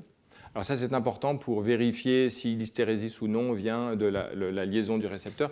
Regardons ici, si l'on augmente la concentration de la progestérone, on augmente le stimulus, on augmente la quantité qui est à la surface des cellules, et on a une augmentation non linéaire de ces différentes propriétés du système. Donc il y a une phase d'activation très forte dans ce cas-là. Maintenant, on peut enlever le signal de la progestérone en lavant, et on regarde si, en mettant différentes concentrations, on a ou non maintien de l'activité. Et ce que l'on observe, c'est que, alors que dans ce stimulus, on a une concentration, donc en exposant les concentrations décroissantes de progestérone, l'état reste bloqué dans un état actif permanent au même niveau. Donc on a bien une manifestation d'hystérésis dans l'ensemble de ces réseaux qui impliquent progestérone et les deux voies de signalisation couplées. Alors de façon plus fine, les auteurs ici font la même analyse en oubliant maintenant l'activation par le récepteur de surface, en concentrant uniquement sur ces deux réseaux qui ont une feedback intrinsèque. Et pour cela, ils utilisent une activation forcée par le stradiol qui active RAF, qui normalement n'est pas utilisé dans ce système, mais qui active MAP kinase, une façon exogène d'activer MAP kinase. Et on a également dans ce cas-là une hystérésis, c'est-à-dire que lorsqu'il y a décroissance du signal, les cellules restent dans un état actif permanent de maturation des ovocytes. Donc, on est dans un exemple de bistabilité dans cet exemple de maturation des ovocytes chez le xénope. Alors, on retrouve en fait ces questions d'évolution dans pas mal d'étapes du développement précoce chez les organismes, en particulier les mammifères. Donc là, je vous représente de façon diagrammatique l'évolution, la transition de la totipotence vers la pluripotence et les voies de différenciation, enfin en tout cas de commitment progressif dans l'embryon précoce de souris, par exemple, où on voit ici jusqu'à l'état 8 cellules des cellules qui sont totipotentes. Elles co-expriment 3 facteurs de transcription qui sont SOX2, OCT4 et NANOG. Elles sont dans cet état-là. À partir du moment où donc, il y a une étape importante qui correspond en fait à la compaction, étudiée par Jean-Léon Maître à l'Institut Curie et d'autres personnes, dans lesquelles on a cette couche périphérique qui va former le trophectoderme, les structures extra-embryonnaires, et puis les cellules qui forment la masse cellulaire interne, inner cell mass, ici représentée en violette, qui co-expriment 3 facteurs de transcription, OCT4, NANOG et GATA6. Et de façon progressive, et de façon assez stochastique, poivre et sel, certaines cellules vont se mettre à exprimer uniquement GATA6 et d'autres facteurs parmi ces 3, et vont être des précurseurs de l'endoderme primitif. Et d'autres cellules vont, ici représentées en rouge, vont exprimer NANOG et vont former des cellules pluripotentes de l'épiblaste, en fait des structures plutôt futures épidermiques. Donc en fait, on a 3 états différents. Un état où les 3 facteurs sont coexprimés, puis un état où des cellules vont se mettre à réprimer GATA6 et exprimer NANOG, ou l'inverse. Alors tout l'état en fait, de perpétuation de l'étape totipotent au début, c'est important de rester dans un état totipotent, vient en fait d'une feedback loop qui implique NANOG qui s'autorégule, et puis OCT4 et SOX2 qui forment 2 boucles de rétroaction conjointes. Donc ici, on est dans un état où le maintien de la pluripotence dans l'embryon précoce de souris vient de feedback loop avec des effets, je ne rentre pas dans le détail, des effets coopératifs dans la lésion de l'ADN qui introduisent la non-linéarité qui confère à ces systèmes leur propriété de stabilité à long terme. Et il est évidemment extrêmement important que ces états de totipotence soient ou non maintenus dans certaines configurations, vu que de là dépend la possibilité de rester dans un état de pluripotence. Mais voyons maintenant plus précisément cette deuxième transition où il y a une distinction entre l'endoderme primitif, marqué par GATA6, et l'épiblaste, marqué par NANOG. Comment cette transition se fait ? Alors, une étude faite en 2014 de logiciels expérimentaux et de Albert Goldbetter pour les aspects plus mathématiques, étudie donc cette transition et la caractérise comme un état de tristabilité, c'est-à-dire en fait de l'existence d'un état où les 2 gènes sont coexprimés, puis d'une séparation où en fait l'un des 2 molécules est exprimé de façon stable. Alors, en gros, ça dépend d'inhibition croisée, représentée de façon formelle dans ces réseaux ici, donc de feedback loop de chacun des 2 gènes et d'inhibition croisée qui implique une inhibition directe transcriptionnelle et par la médiation d'une voie de signalisation de surface du récepteur FGF et du ligand produit par les voisines. Donc les cellules font tout pour s'inhiber, pour les facteurs de transcription s'inhibent chacun de façon croisée par une double inhibition. Et on voit ici dans l'embryon l'état initial où, donc ici, on voit l'expression de NANOG qui marque donc un fragment, une sous-population des cellules qui vont être les précurseurs de l'épiblaste, et les cellules en miroir, les cellules SOX17 qui marquent les cellules GATA6, qui sont donc les précurseurs de l'endoderme primitif. Donc on a une expression bien poivre et sel et opposée des cellules en vert et des cellules en rouge, donc de l'endoderme primitif et de l'épiblaste. Lorsqu'on enlève GATA6 dans ces embryons, donc par mutation, à ce moment-là, l'endoderme primitif marqué par SOX17 disparaît et donc toutes les cellules deviennent vertes et expriment NANOG. Voilà. Et des expériences opposées avaient été faites précédemment qui avaient montré une inhibition croisée. Alors, si vous voulez regarder les détails mathématiques de l'étude de la tristabilité, je vous renvoie à cet article. Mais je voulais simplement vous montrer que dans le développement précoce, on est dans des exemples de systèmes qui, reposant sur l'inhibition latérale et les feedback loops, mettent en place des phénomènes, pas simplement de bistabilité, mais de tristabilité. On va revenir sur un exemple beaucoup plus précis plus tard. Et également d'autres exemples dans la myogénèse où le facteur de transcription myodé, par des hétérodimérisations, génère des situations de multistabilité. Alors maintenant, j'aimerais m'arrêter sur une étude plus récente, en 2022, du laboratoire de Michael Elowitz, en collaboration avec Jordi Garcia Oralvo, qui avait étudié un modèle de multistabilité synthétique, c'est-à-dire maintenant connaissant différents exemples in vivo, la meilleure façon de voir si on comprend si un système fonctionne comme on croit qu'il fonctionne, c'est soit de faire des simulations ou alors un effet expérimental de le construire de façon synthétique.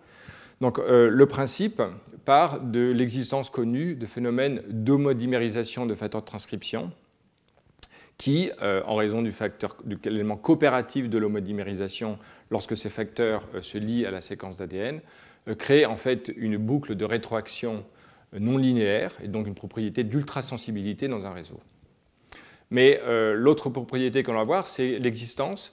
Donc imaginons deux facteurs de transcription A et B, rouge et vert, qui ont ces propriétés de feedback loop par homodimérisation et donc ont les propriétés d'ultrasensibilité nécessaires à la bistabilité. Si maintenant on imagine l'existence possible d'un hétérodimère de A et B, qui est inactif d'un point de vue transcriptionnel. Bon, on va voir que l'on peut, dans certaines configurations, passer d'un état de bistabilité à un état de tristabilité.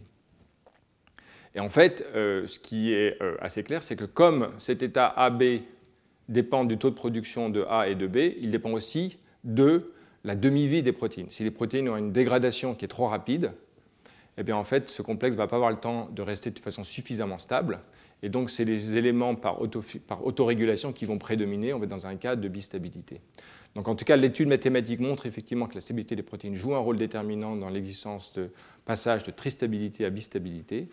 Et les études expérimentales que l'on va voir dans la diapositive suivante le démontreront également. Donc ici, on a un diagramme de phase qui montre, en fonction des concentrations des facteurs de transcription A et B en ordonnée en abscisse, deux cas de figure. Donc ici, on a de façon colorée les bassins d'attraction qui présentent ici donc l'exemple. Alors ici, dans un cas où on a une stabilité des protéines suffisante, on a une tristabilité, et on a en particulier trois points fixes stables en noir. Vous voyez ici toutes les courbes d'évolution du système. En rouge, on a, et en orange, en fait, elles apparaissent toutes les deux en rouge ici, on a les isoclines qui correspondent en fait aux états où il n'y a pas de variation de la concentration de A et de B respectivement. Et donc, les points stables sont ceux où ces lignes s'intersectent, pour ceux qui ne sont pas habitués de lire ce genre de diagramme. Et on peut déterminer par l'étude du système si ces points fixes sont stables ou instables. En noir, ils sont stables, et en blanc, ils sont instables. Donc ici, on est à la transition entre deux bassins d'attraction où le système évolue vers un point stable, donc c'est que A ou que B, ou alors A et B conjoints. Alors l'étendue du domaine du bassin d'attraction de A et B, ça ne s'est pas étudié, enfin en tout cas je ne l'ai pas vu dans l'article, mais on imagine que ça dépend beaucoup des propriétés en fait, d'activation, de rétroaction. Il me semble extrêmement large ce bassin d'attraction A et B, j'aurais imaginé qu'il aurait pu être beaucoup plus petit. En tout cas, si on modifie la stabilité des protéines, notamment lorsque les protéines sont très instables, à ce moment-là, on est uniquement dans un stade de bistabilité où on a deux états possibles, A et B, qui sont donc les points fixes et stables du système, et les autres sont des points instables. Alors, en particulier, ce qui intéresse les auteurs, c'est cette configuration de tristabilité qui, en fait, effectivement, comme je l'ai rappelé, rappelle cette configuration de ce qu'on retrouve dans l'évolution des lignages dans l'embryon précoce, ou avec GATA6 nanog, ou GATA6 tout seul, ou nalog, donc la transition de la pluripotence vers l'état différencié en deux termes primitifs et épiblastes. Donc en fait, c'est un système synthétique qui est lui-même inspiré de données expérimentales in vivo. Alors maintenant, une fois que cette étude mathématique a été faite, il s'agit de le tester expérimentalement. Et donc, ils mettent au point un système assez sophistiqué, mais finalement assez simple, in fine, dans son comportement, de système d'homodimérisation. Donc on a des domaines de liaison de l'ADN de Zinc-Finger associés à des domaines de transactivation et de domaines d'homodimérisation induits par un ligand. Et donc, en présence de ce ligand, il va y avoir une homodimérisation de ces facteurs de transcription, ce qui va permettre l'ultrasensibilité et donc le phénomène de rétroaction positive. Et un deuxième paramètre important, donc maintenant mis en place expérimentalement, c'est qu'ils ajoutent une séquence de dégradation PES dans les protéines qui rendent leur demi-vie très courte, qui peuvent inhiber en utilisant un inhibiteur TMP. Donc en fait, ils vont pouvoir jouer sur deux paramètres, l'homodimérisation, essentielle pour l'ultrasensibilité, et la demi-vie, essentielle pour, en tout cas d'après l'étude mathématique, passer de bistabilité à tristabilité. Donc en plus de ça, le système est induit par la doxycycline, DOX, qui permet d'initier le système, qui après s'auto-entretient par rétroaction ou non. Et donc, on peut voir ici des données expérimentales qui montrent que lorsque l'on varie la concentration de ce facteur qui induit l'homodimérisation, en absence, il n'y a pas d'activation du système, et lorsque l'on passe à une dose suffisante de cette molécule qui induit l'homodimérisation, on a une activation forte par homodimérisation de la molécule. Et donc, on peut voir maintenant, ici, d'une autre façon, l'impact de la dégradation de la molécule. Si jamais on regarde en référence, donc ici, on a l'activation transcriptionnelle du gène cible, citrine. Ça, c'est l'état off, ça, c'est l'état on. Si on met que de la doxycycline, il y a toute une fraction en fait, de cellules qui vont activer cette molécule. Si l'on induit la homodimérisation en maintenant suffisamment de stabilité des protéines, on va avoir une activation quasiment au même niveau, en rouge. Si l'on fait disparaître complètement l'homodimérisation, plus d'activation du tout. Et en jaune, si on est les os, on a à la fois de l'homodimérisation, mais on a une dégradation des protéines, le système va être moins efficace. Donc il faut suffisamment de stabilité des protéines et surtout suffisamment d'homodimérisation. Alors, une fois qu'on a introduit ce système de feedback loop positif qui fonctionne bien, on peut maintenant le mettre en compétition avec une molécule qui peut hétérodimériser avec lui. Donc on voit ici l'hétérodimère alors différents mécanismes d'homodimérisation, d'hétérodimmérisation suivant ces différents domaines. Ici, par exemple, si jamais on utilise ce domaine de dimérisation dans la molécule rouge, si le même est utilisé par la molécule verte, il va avoir hétérodimérisation, il va avoir inhibition de la transcription, parce que l'hétérodimère n'est pas transcriptionnellement actif. Et réciproquement, lorsqu'on utilise l'autre domaine de dimérisation. Donc tout ça permet aux auteurs de vérifier que le système se comporte exactement comme ils veulent, qu'il fonctionne par homodimérisation, que la stabilité est importante et qu'on peut empoisonner la transcription du gène rouge en apportant un hétérodimère vert. Donc maintenant, le système complet présente ces deux systèmes d'activation transcriptionnelle et les fait fonctionner en parallèle. Alors là, on peut tout de suite voir que, en l'absence de molécules d'homodimérisation, etc., par défaut, le système est totalement inhibé. C'est une représentation de off pour tous les états, B only, et A only, ou A et B. Si en revanche, on apporte maintenant la molécule d'homodimérisation et la stabilité de la protéine, on va avoir une induction des trois états possibles. Donc là, on va avoir une tristabilité, on va avoir activation de A et B ou de l'un et l'autre séparément. Alors, si on regarde maintenant dans les lignages cellulaires, on voit effectivement des transitions qui sont aléatoires, où on va voir en rouge uniquement le lignage de A, ou en vert uniquement, ou bien les deux exprimés en jaune. Donc on voit un peu ces patchs, ces descendances clonales cellulaires disjointes les unes des autres, qui correspondent à ces transitions qui se font aléatoirement dans le système. À partir du moment où on active A, il est bloqué dans l'état A et il empêche l'activation de B. Alors le point important, c'est l'hystérésis du système, de voir notamment déjà si le système est capable de passer d'une tristabilité ou d'une bistabilité. Donc pour cela, en fond, on a les diagrammes que j'ai représentés précédemment dans l'étude mathématique, et l'on voit maintenant en rouge au début, quand il y a suffisamment de stabilité des protéines, on est, d'après l'étude mathématique, dans un état de tristabilité. On voit effectivement beaucoup de molécules dans cet état de coactivation. Si l'on enlève la stabilisation des protéines, le système, d'après l'étude mathématique, va vers un état de bistabilité. On voit effectivement que les cellules vont vers ces deux états possibles. Mais si maintenant on rapporte la stabilité de la protéine, le système va rester bloqué dans cet état de bistabilité. Il ne va pas revenir à l'état de tristabilité. Donc, ce qui montre l'hystérésis du système, comme on peut le voir ici. En rapportant ici, l'état intermédiaire A plus B ne réapparaît pas parce que le système est bloqué dans l'état de bistabilité. Donc on a bien un phénomène d'hystérésis, c'est ce qui permet aux auteurs de conclure sur la multistabilité de ce système synthétique. Donc ici on a un bon exemple d'une étude qui, à la fois mathématique et expérimentale, montre comment on peut induire une mémoire d'état transcriptionnel de façon assez riche sur la base de processus d'homodimérisation, hétérodimérisation, comme on le retrouve abondamment dans les régulations transcriptionnelles, et notamment dans le contexte de la régulation de la totipotence dans les embryons précoces de souris.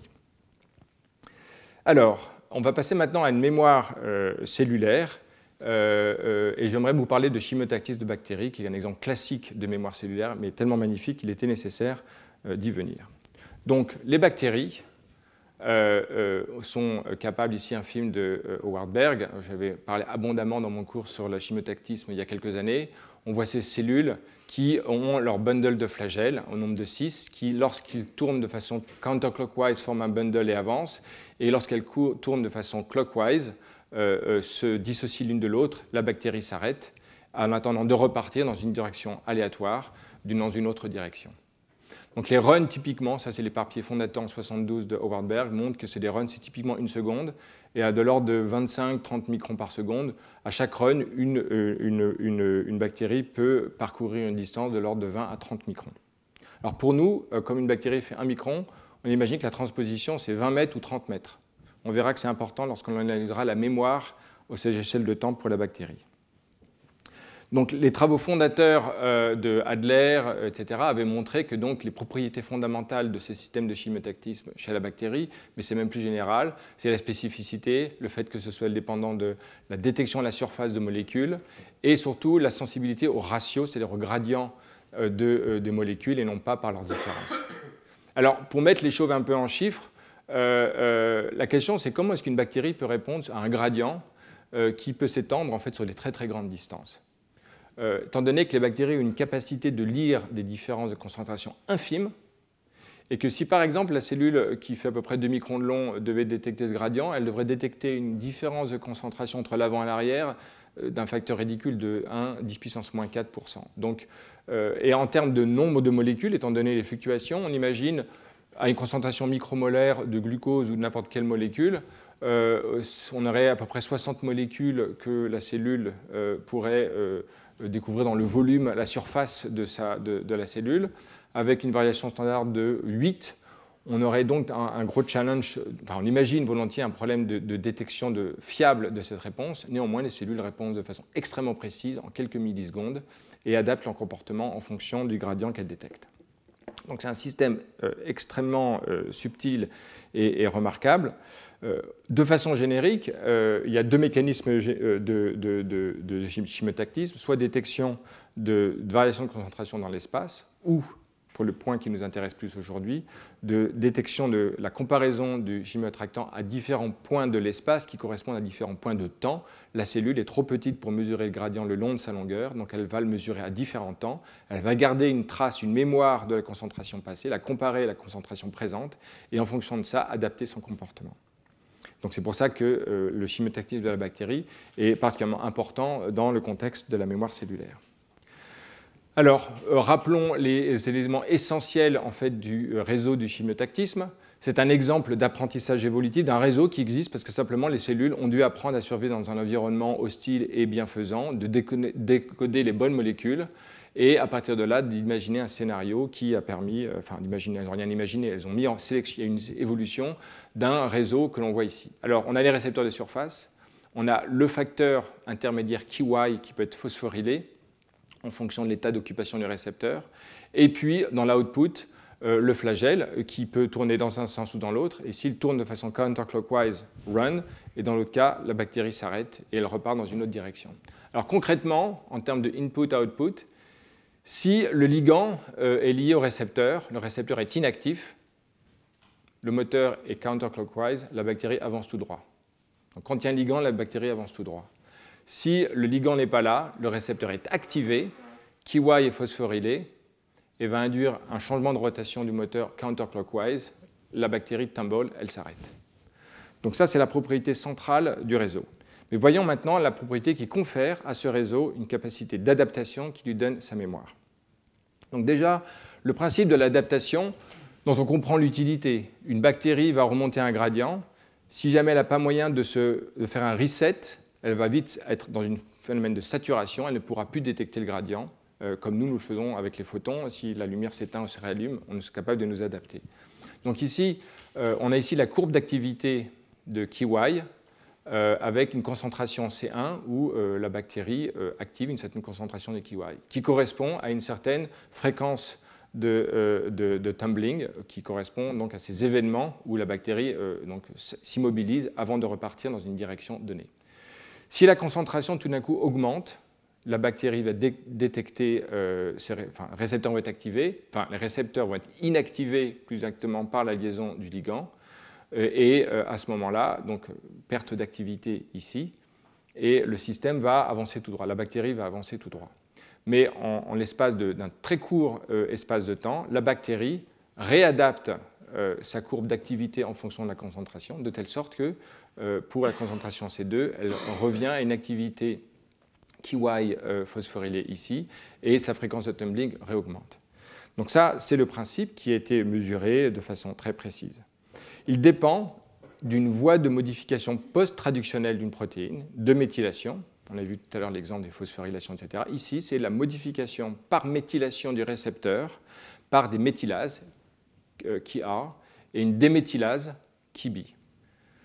Et ces deux molécules donc, vont apporter donc, des modifications réversibles au récepteur. Et c'est elles qui confèrent les propriétés d'adaptation.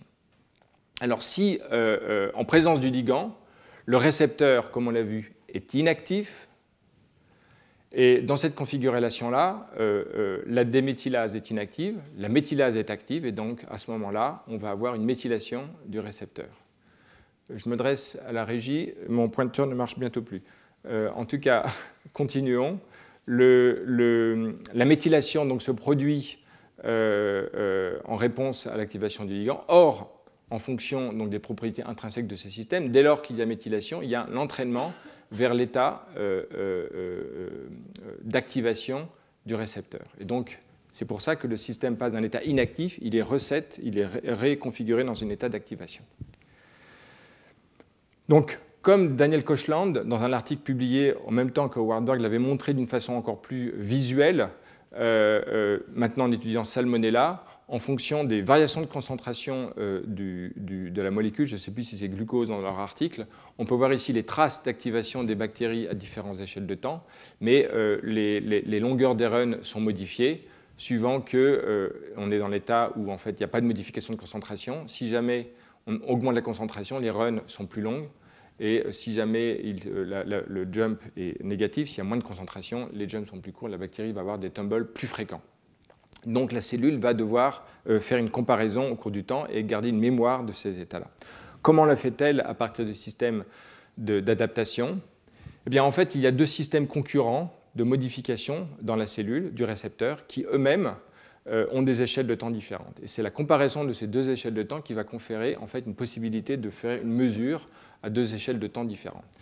À tout moment, donc, le ligand induit une modification de Ka et donc KY, l'état phosphorylé du transducteur, dans une échelle de temps de la milliseconde. C'est vraiment mis à jour dans une échelle de temps extrêmement rapide. En revanche, la méthylation du récepteur par Kb se fait à une échelle de temps qui est beaucoup plus longue, vu que c'est de l'ordre de quelques secondes. Alors, quelques secondes par rapport à quelques millisecondes, c'est une variation d'échelle de temps extrêmement longue hein, qui permet à la bactérie de comparer deux points de temps différents. À tout moment, la cellule va pouvoir comparer son état instantané, de l'ordre de quelques millisecondes, à l'état dans lequel elle était il y a quelques secondes. Or, quelques secondes, pour une bactérie qui avance à 20 microns par seconde, ça correspond donc à une mesure à quelques 20-30 microns de son point actuel. Alors, on peut visualiser ce processus d'adaptation dans cette expérience qui avait été réalisée par Steve Block et Segal il y a quelques années, une expérience très connue, dans laquelle il y a un puff d'un inducteur qui est apporté dans une échelle de temps de quelques millisecondes. Donc, le récepteur va être lié à son ligand. Cette liaison du ligand au récepteur induit alors ici, c'est le biais de rotation, clockwise, counterclockwise. 1, c'est 100% counterclockwise. Donc, cette configuration induit une augmentation de la proportion de run qui va durer typiquement de l'ordre de la seconde, à ce moment-là, le ligand n'est même plus lié au récepteur, parce que l'association-dissociation dure quelques millisecondes. Donc on a un puff extrêmement court, qui n'est même pas représentable dans cette représentation ici. Le ligand, même plus là, en fait, il y a toujours une activation donc, du run pendant une seconde. Puis après, en raison donc, de la méthylation et du resetting du récepteur, on a toute une phase où en fait, le système va décroître son biais parce que le récepteur va s'activer de plus en plus. Il va même aller en dessous même de l'activation initiale, puis revenir à l'état de repos.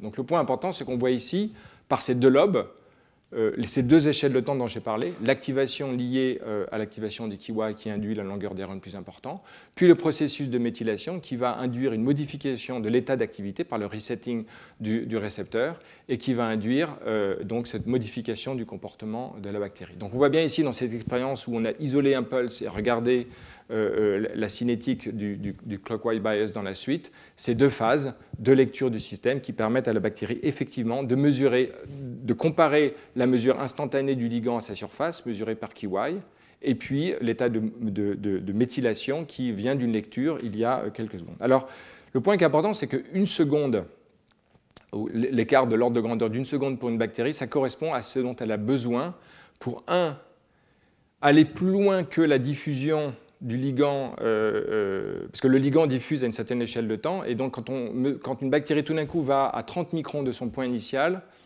la concentration qu'elle va mesurer, ce n'est pas une concentration que la diffusion pourra perturber, étant donné l'échelle de temps. Mais inversement, si jamais la bactérie avait une mémoire plus longue, de l'ordre de 10 secondes, étant donné que la bactérie en fait, a une décorrélation de sa trajectoire par des mouvements de rotation, elle pourrait plus relier la mémoire, les deux points de temps qu'elle a mesurés, à une variation spatiale, puisqu'il y a une décorrélation. Donc en fait, il y a une espèce de filtre dans ce système qui lui permet de mesurer juste la bonne distance qui correspond à quelque chose où elle peut relier les mesures de temps à des mesures d'espace corrélées l'un à l'autre. Donc c'est un système absolument remarquable et si vous voulez en savoir plus, je vous invite à lire ces deux articles qui sont absolument fondamentaux sur ce sujet. Alors, plus rapidement, je voudrais vous parler aussi d'une histoire. À chaque fois, j'ouvre des boîtes énormes de la littérature, mais comme j'ai dit, hein, j'ai introduit le sujet pour faire entrer dans une perspective sur la question de l'apprentissage et de la mémoire. Mais j'aimerais parler de la question de l'habituation, qui est un phénomène qui est connu hein, chez les plantes et ici chez le cilié. Ces ciliés, j'en ai parlé dans différents cours pour tout à fait d'autres raisons. Ici, Stentor ceruleus, qui est cette magnifique cellule qui fait plusieurs centaines de microns de long, qui a toute une série de comportements remarquables, étudiés en particulier par Von Startar il y a des années, dans les livres qu'on peut trouver. Le laboratoire de Wallace Marshall étudie sous plein d'angles différents ces molécules de Stentor ceruleus, et en particulier récemment a mis sur bioRxiv un article qui reproduit des expériences d'habituation qui avaient été caractérisées il y a fort longtemps et propose un modèle théorique sur la base de choses biologiques cellulaires assez intuitives. Et donc je voulais vous en parler parce que cela permet de voir un état de mémoire intéressant dans la cellule en termes de son comportement. Donc qu'est-ce que c'est que l'habituation? C'est la réduction de la réponse à un stimulus répétitif.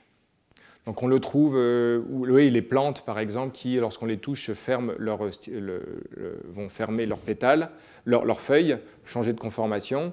Si on le fait une fois, elles vont le fermer, mais si vous essayez de répéter plusieurs fois, ça ne marche plus en fait. Donc c'est un phénomène d'habituation. Chez Stentor ceruleus, le phénomène d'habituation, on a une structure étendue en forme. Alors elles sont accrochées à une base et elles forment donc cette espèce de colonie.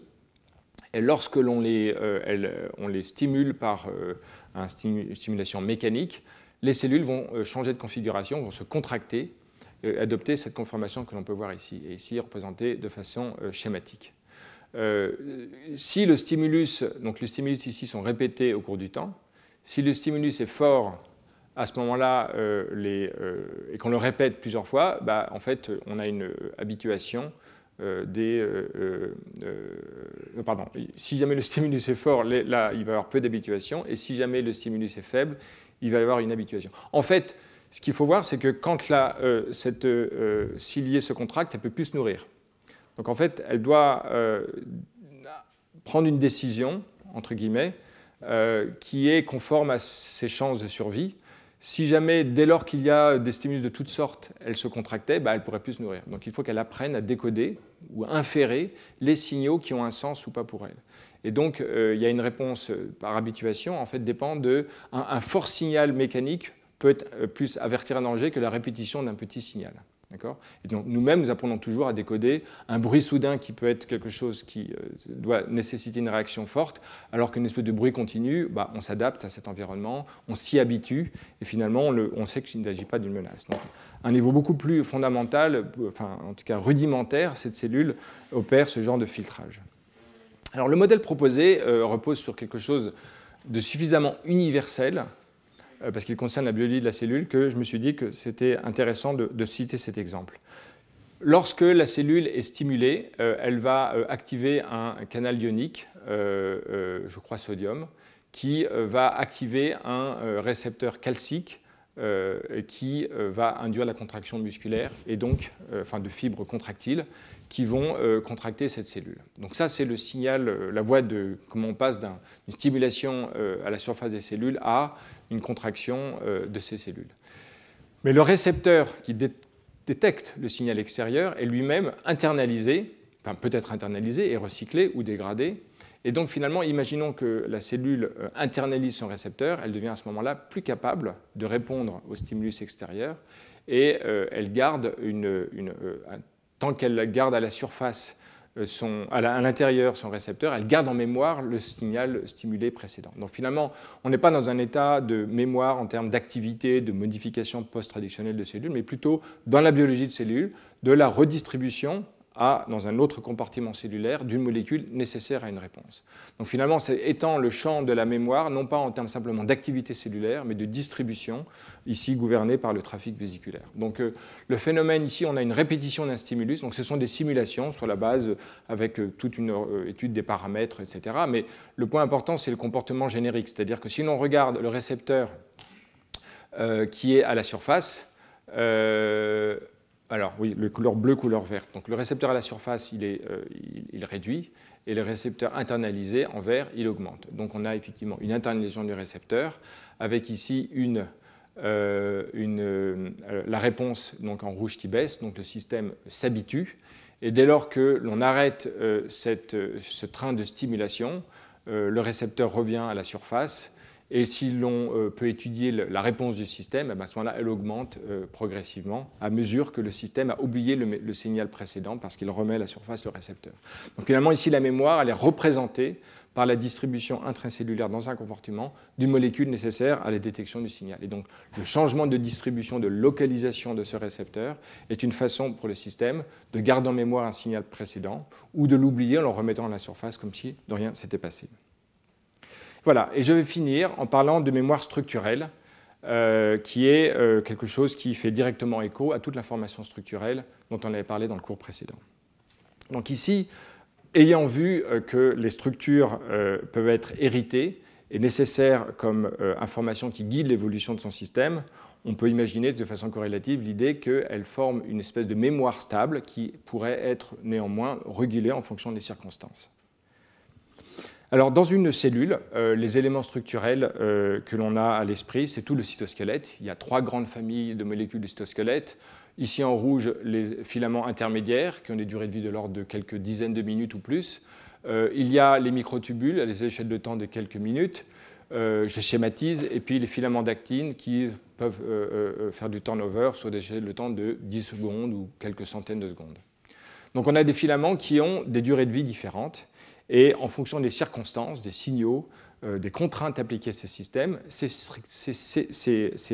structures filamenteuses peuvent ou non se stabiliser. Et donc on peut réimaginer maintenant des façons de concevoir de la mémoire, non pas en termes d'état chimique, comme on l'a vu abondamment jusqu'à présent, mais en termes de configuration de structures qu'on analyse du point de vue de leur stabilité. Étant donné toute l'abondante littérature sur les mécanismes de stabilisation de ces configurations, on voit une façon d'étendre le concept de mémoire au niveau des structures. Alors ici, je voudrais parler d'un article il y a 2 ans de l'équipe de Laurent Blanchouin et de Manuel Théry, dans lequel on peut voir de façon in vitro, et après on verra in vivo, des systèmes qui, in vitro, ont des propriétés de mémoire. Alors, Ici, on est sur un substrat en verre où on met des kinésines, kinésine 1, des microtubules qui vont croître et qui vont adopter ce genre de conformation que l'on peut voir dans ce film. En fait, les microtubules vont croître, vont s'associer les uns aux autres, et finalement, la présence d'un microtubule va affecter l'orientation d'un microtubule qui va le toucher, de telle sorte qu'il y a des bundlings de microtubules qui vont donc avoir des croissances conjointes. Et c'est pour cela que le système, à partir d'une croissance qui est dans toutes les directions, progressivement, va adopter une configuration émergente où l'ensemble des bundles vont être dans une direction, alors arbitraire, mais qui ici peuvent être représentés de la gauche vers la droite, mais qui est corrélée pour l'ensemble des filaments. Si maintenant on étudie un système artificiel sur une boîte, sur la même plaque de verre, présentant les mêmes kinésines, on met maintenant des filaments d'actine qui ne connaissent pas kinésine, ne font rien avec. À ce moment-là, alors il s'oubliait de dire ici, ces filaments sont dynamiques, c'est-à-dire que si l'on fait du bleaching des microtubules, en permanence, en fait, ils se reconstituent, donc on est dans un système intrinsèquement dynamique. Alors que l'actine donc, va croître, les filaments vont croître, adopter cette configuration où il n'y a pas de direction privilégiée. En fait, dans toutes les directions de l'espace existent pour ces différents filaments, représentés par ce code de couleur, certains à gauche, à droite, on le voit bien dans le film. Et ces filaments sont stables parce qu'il n'y a pas de mécanisme mis dans ce système in vitro pour permettre leur turnover. Mais le point intéressant, c'est lorsque les deux systèmes sont mis en même temps dans ce dispositif expérimental. Et là, on peut voir un phénomène assez intéressant, c'est que certes les microtubules continuent à avoir leur organisation émergente qui est polarisée dans un axe privilégié, aléatoirement choisi dans l'espace, qui n'est pas préfiguré au début de l'expérience, mais les filaments d'actine qui croîtraient dans cet environnement-là vont le faire en suivant globalement la direction imposée par les filaments de microtubules, ce qui n'était pas le cas en l'absence de microtubules, vu que leur orientation était aléatoire. Et donc, en étudiant l'ordre nématique, on peut voir que celui de l'actine, voilà, le temps de vie de mon pointeur arrive à la fin. Donc les microtubules et l'actine ont des croissances corrélées. Et on peut voir ici les phénomènes d'interaction croisée entre les deux. Donc on voit ici un microtubule qui, se déplaçant en violet, modifie la configuration des microtubules en bleu. Et l'interaction inverse, où finalement ici la croissance d'un microtubule va suivre et corréler en fait à l'orientation de certains filaments d'actine dans la structure. Donc le système émerge vers cette nouvelle configuration polarisée pour les deux ou organisée par son ordre nématique pour les deux en fonction de l'interaction croisée entre les deux. Alors l'expérience cruciale arrive pour étudier l'effet de mémoire de ce système. On peut, une fois l'établissement de la... Donc on fait croître les deux polymères en même temps. On a l'émergence d'un ordre nématique pour les microtubules et l'actine conjointe. Et on peut maintenant dépolymériser les microtubules au milieu de l'expérience, qu'on peut voir ici. Merci beaucoup. On peut donc dépolymériser les microtubules alors que le système est encore dynamique. Et à ce moment-là, on voit, les microtubules disparaissent, l'actine garde sa conformation. Et inversement, on peut dépolymériser fragmenter les filaments d'actine et voir l'impact que ça a sur la dispersion donc, des microtubules. Donc ça, c'est l'expérience contrôle où on voit que ces deux systèmes, ici, la dépolymérisation des microtubules n'a pas d'impact sur l'actine, alors qu'ici, on voit ici un impact très fort sur l'orientation des microtubules. Mais le point central, c'est l'expérience ici, où on peut faire une expérience où en absence ou en présence d'actine, on peut induire un cycle de dépolymérisation des microtubules et de resynthèse et de repolymérisation des microtubules dans un deuxième cycle. Dans ce deuxième cycle, il va de nouveau y avoir un ordre émergent polarisé dans une direction donnée, mais qui ne sera pas corrélé à l'ordre précédent, parce que c'est tout à fait aléatoire, ça dépend en fait d'un phénomène très aléatoire, qui n'est pas déterminé par des conditions extérieures ou initiales au système. En revanche, lorsque l'on a un réseau d'actine qui a été pré-entraîné et organisé avec les microtubules dans un premier temps, si l'on dépolymérise les microtubules et qu'on les repolymérise, l'existence d'un réseau d'actine qui a été polymérisé par le training, l'apprentissage précédent, va introduire une mémoire structurelle dans le système qui va permettre aux microtubules synthétisés de nouveau de recroître avec un ordre nématique, mais le même que celui qu'il avait initialement. Donc cette expérience indique in vitro que dans les systèmes qui ont des propriétés assez particulières, qui ne sont pas conformes au système in vivo, avec des agents de crowding, avec des turnover d'actine qui n'existent pas. Donc on est vraiment dans un système très formel qui montre la possibilité d'un système de mémoire structurelle. Alors je vais mettre ça en parallèle d'études in vivo qui ne sont pas aussi abouties du point de vue des contrôles des paramètres, mais qui néanmoins montrent en fait dans deux cas de figure des mémoires structurelles dans les cellules, et on en finira avec ce point-là. Donc ici, on a une cellule telles qu'elles peuvent migrer sur un substrat et qui ont une polarité, représentée par cette flèche, avec la disposition de filaments d'actine dans le lamellipode à l'avant, des microtubules orientés en vert avec une polarité, leur extrémité plus vers l'avant de la cellule, et puis également des filaments intermédiaires en vert, qui sont présentés selon cette configuration. On peut voir ici un immunomarquage des filaments de vimentin pour les filaments intermédiaires et de microtubules en rouge, ou un marquage à plus haute résolution qui montre ces deux réseaux en interaction l'un avec l'autre. Alors ce qui est important, c'est d'avoir à l'esprit, c'est les temps caractéristiques de turnover de ces filaments qui ne sont pas les mêmes. Les microtubules de l'ordre de quelques minutes, les filaments intermédiaires vimentin plus de 10 minutes, donc une stabilité beaucoup plus grande. Et donc dans ce cas-là, l'expérience qui est faite par les auteurs consiste à dépolymériser les microtubules, laissant intacts les filaments de vimentin qui ont une stabilité beaucoup plus grande, d'enlever le nocodazole, permettant aux microtubules de se resynthétiser, et de voir si leur orientation est corrélée ou non avec l'orientation qu'ils avaient avant l'expérience. Donc on peut voir cette self-similarity qui est indiquée ici, montre donc le degré de self-similarité dans les cas contrôle. Le cas expérimental qui l'intéresse, c'est lorsque l'on enlève vimentin au cours de cette expérience où on dépolymérise et repolymérise les microtubules. Le degré de similarité entre les microtubules après et avant, en absence ou en présence de vimentin est très différent. On a une baisse de l'autosimilarité, ce qui veut dire que le système a comme perdu en fait une orientation qui était présente sous la forme du réseau de filaments intermédiaires. Donc finalement, l'élément qui confère la mémoire au système, c'est la stabilité plus grande d'un réseau qui apporte un cadrage qui structure l'espace pour la croissance des microtubules. Alors là, il n'y a pas d'étude aussi fine que ce qui a été fait dans l'étude in vitro dont j'ai parlé avant. C'est pour ça que je voulais vraiment parler de ces deux études et qui montrent l'effet d'interaction entre ces deux systèmes.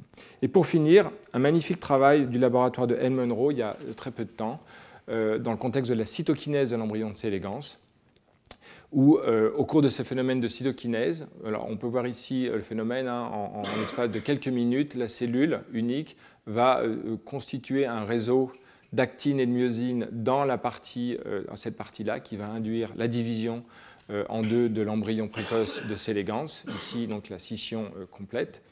Et on s'intéresse à cette transition lors de la formation du réseau d'actomyosine au centre de la cellule, dans laquelle il y a une organisation de plus en plus parallèle des filaments d'actine, donc un ordre nématique des filaments d'actine qui se produit à ce moment-là et dont on essaie de comprendre l'origine. Et en fait, ce que montrent les auteurs ici, c'est que les filaments d'actine sont polymérisés par la formine, et une étude assez détaillée, très détaillée au niveau de la croissance en suivant des molécules individuelles permet de montrer en fait des corrélations entre les événements, et en particulier que l'orientation de filaments précédents guide la croissance de nouveaux filaments d'actine dans le réseau, de telle sorte que le réseau d'actine à tout moment sert de mémoire qui oriente, de mémoire structurelle qui oriente la polymérisation des filaments d'actine et qui permet, dans un système sous compression à cause de l'écoulement d'actomyosine vers le centre, de rendre de plus en plus parallèle le réseau et donc sans doute le rendre plus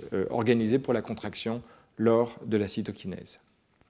Voilà, qui me conduit à la diapositive de conclusion. Ça ne sera pas une conclusion définitive de tout le cours. Je préfère vous laisser avec un ensemble de choses que j'aurais présentées, mais peut-être quelques remarques générales présentées dans cette diapo. Donc on a vu aujourd'hui que les cellules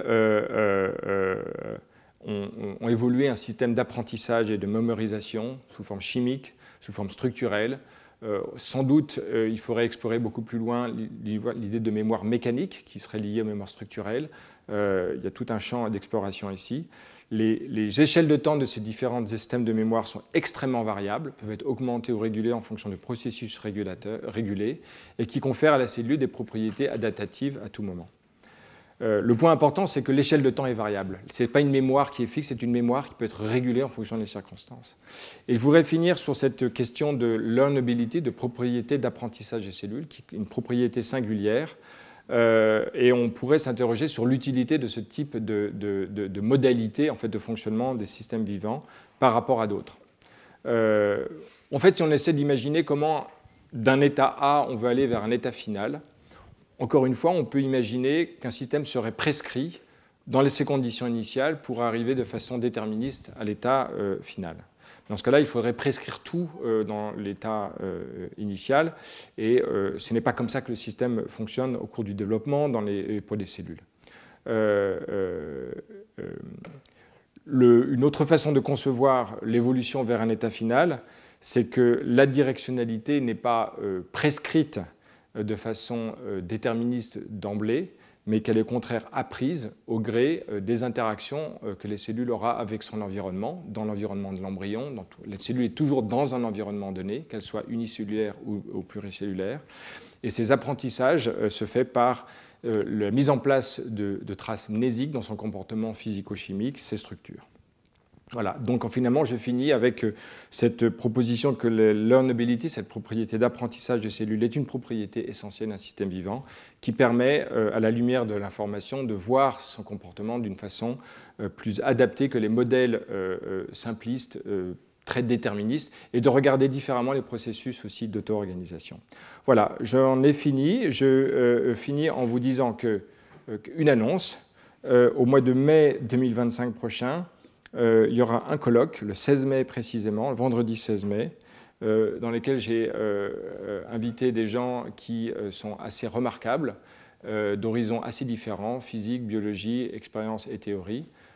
Yaron Antebi, qui est au Wassman Institute, qui avait fait son postdoc chez Michael Eloise, qui fait un travail vraiment remarquable, David Bruckner, dont j'ai parlé, Amy Gladfelter, Thomas Gregor, Steve Quake. Alors Steve Quake viendra aussi comme professeur invité au Collège de France au mois de mai. Il donnera 4 conférences, vous aurez l'occasion de voir cela, mais le mois de mai sera riche. Lisa Manning, Madan Rao, Manuel Thierry, Alexandra Valchak et Claire Villard. Donc voilà, donc un menu très riche qui permettra de voir plein d'autres aspects des questions d'information. Et puis, je vous remercie pour votre fidélité, les auditeurs et les auditrices en ligne, vous en personne. Et puis, j'espère que ces cours vous ont appris autant que moi, ils m'ont nourri. Je suis content d'avoir fini, c'est un gros travail, et je serai content de vous retrouver l'année prochaine pour la suite, toujours sur l'information. Voilà, merci beaucoup.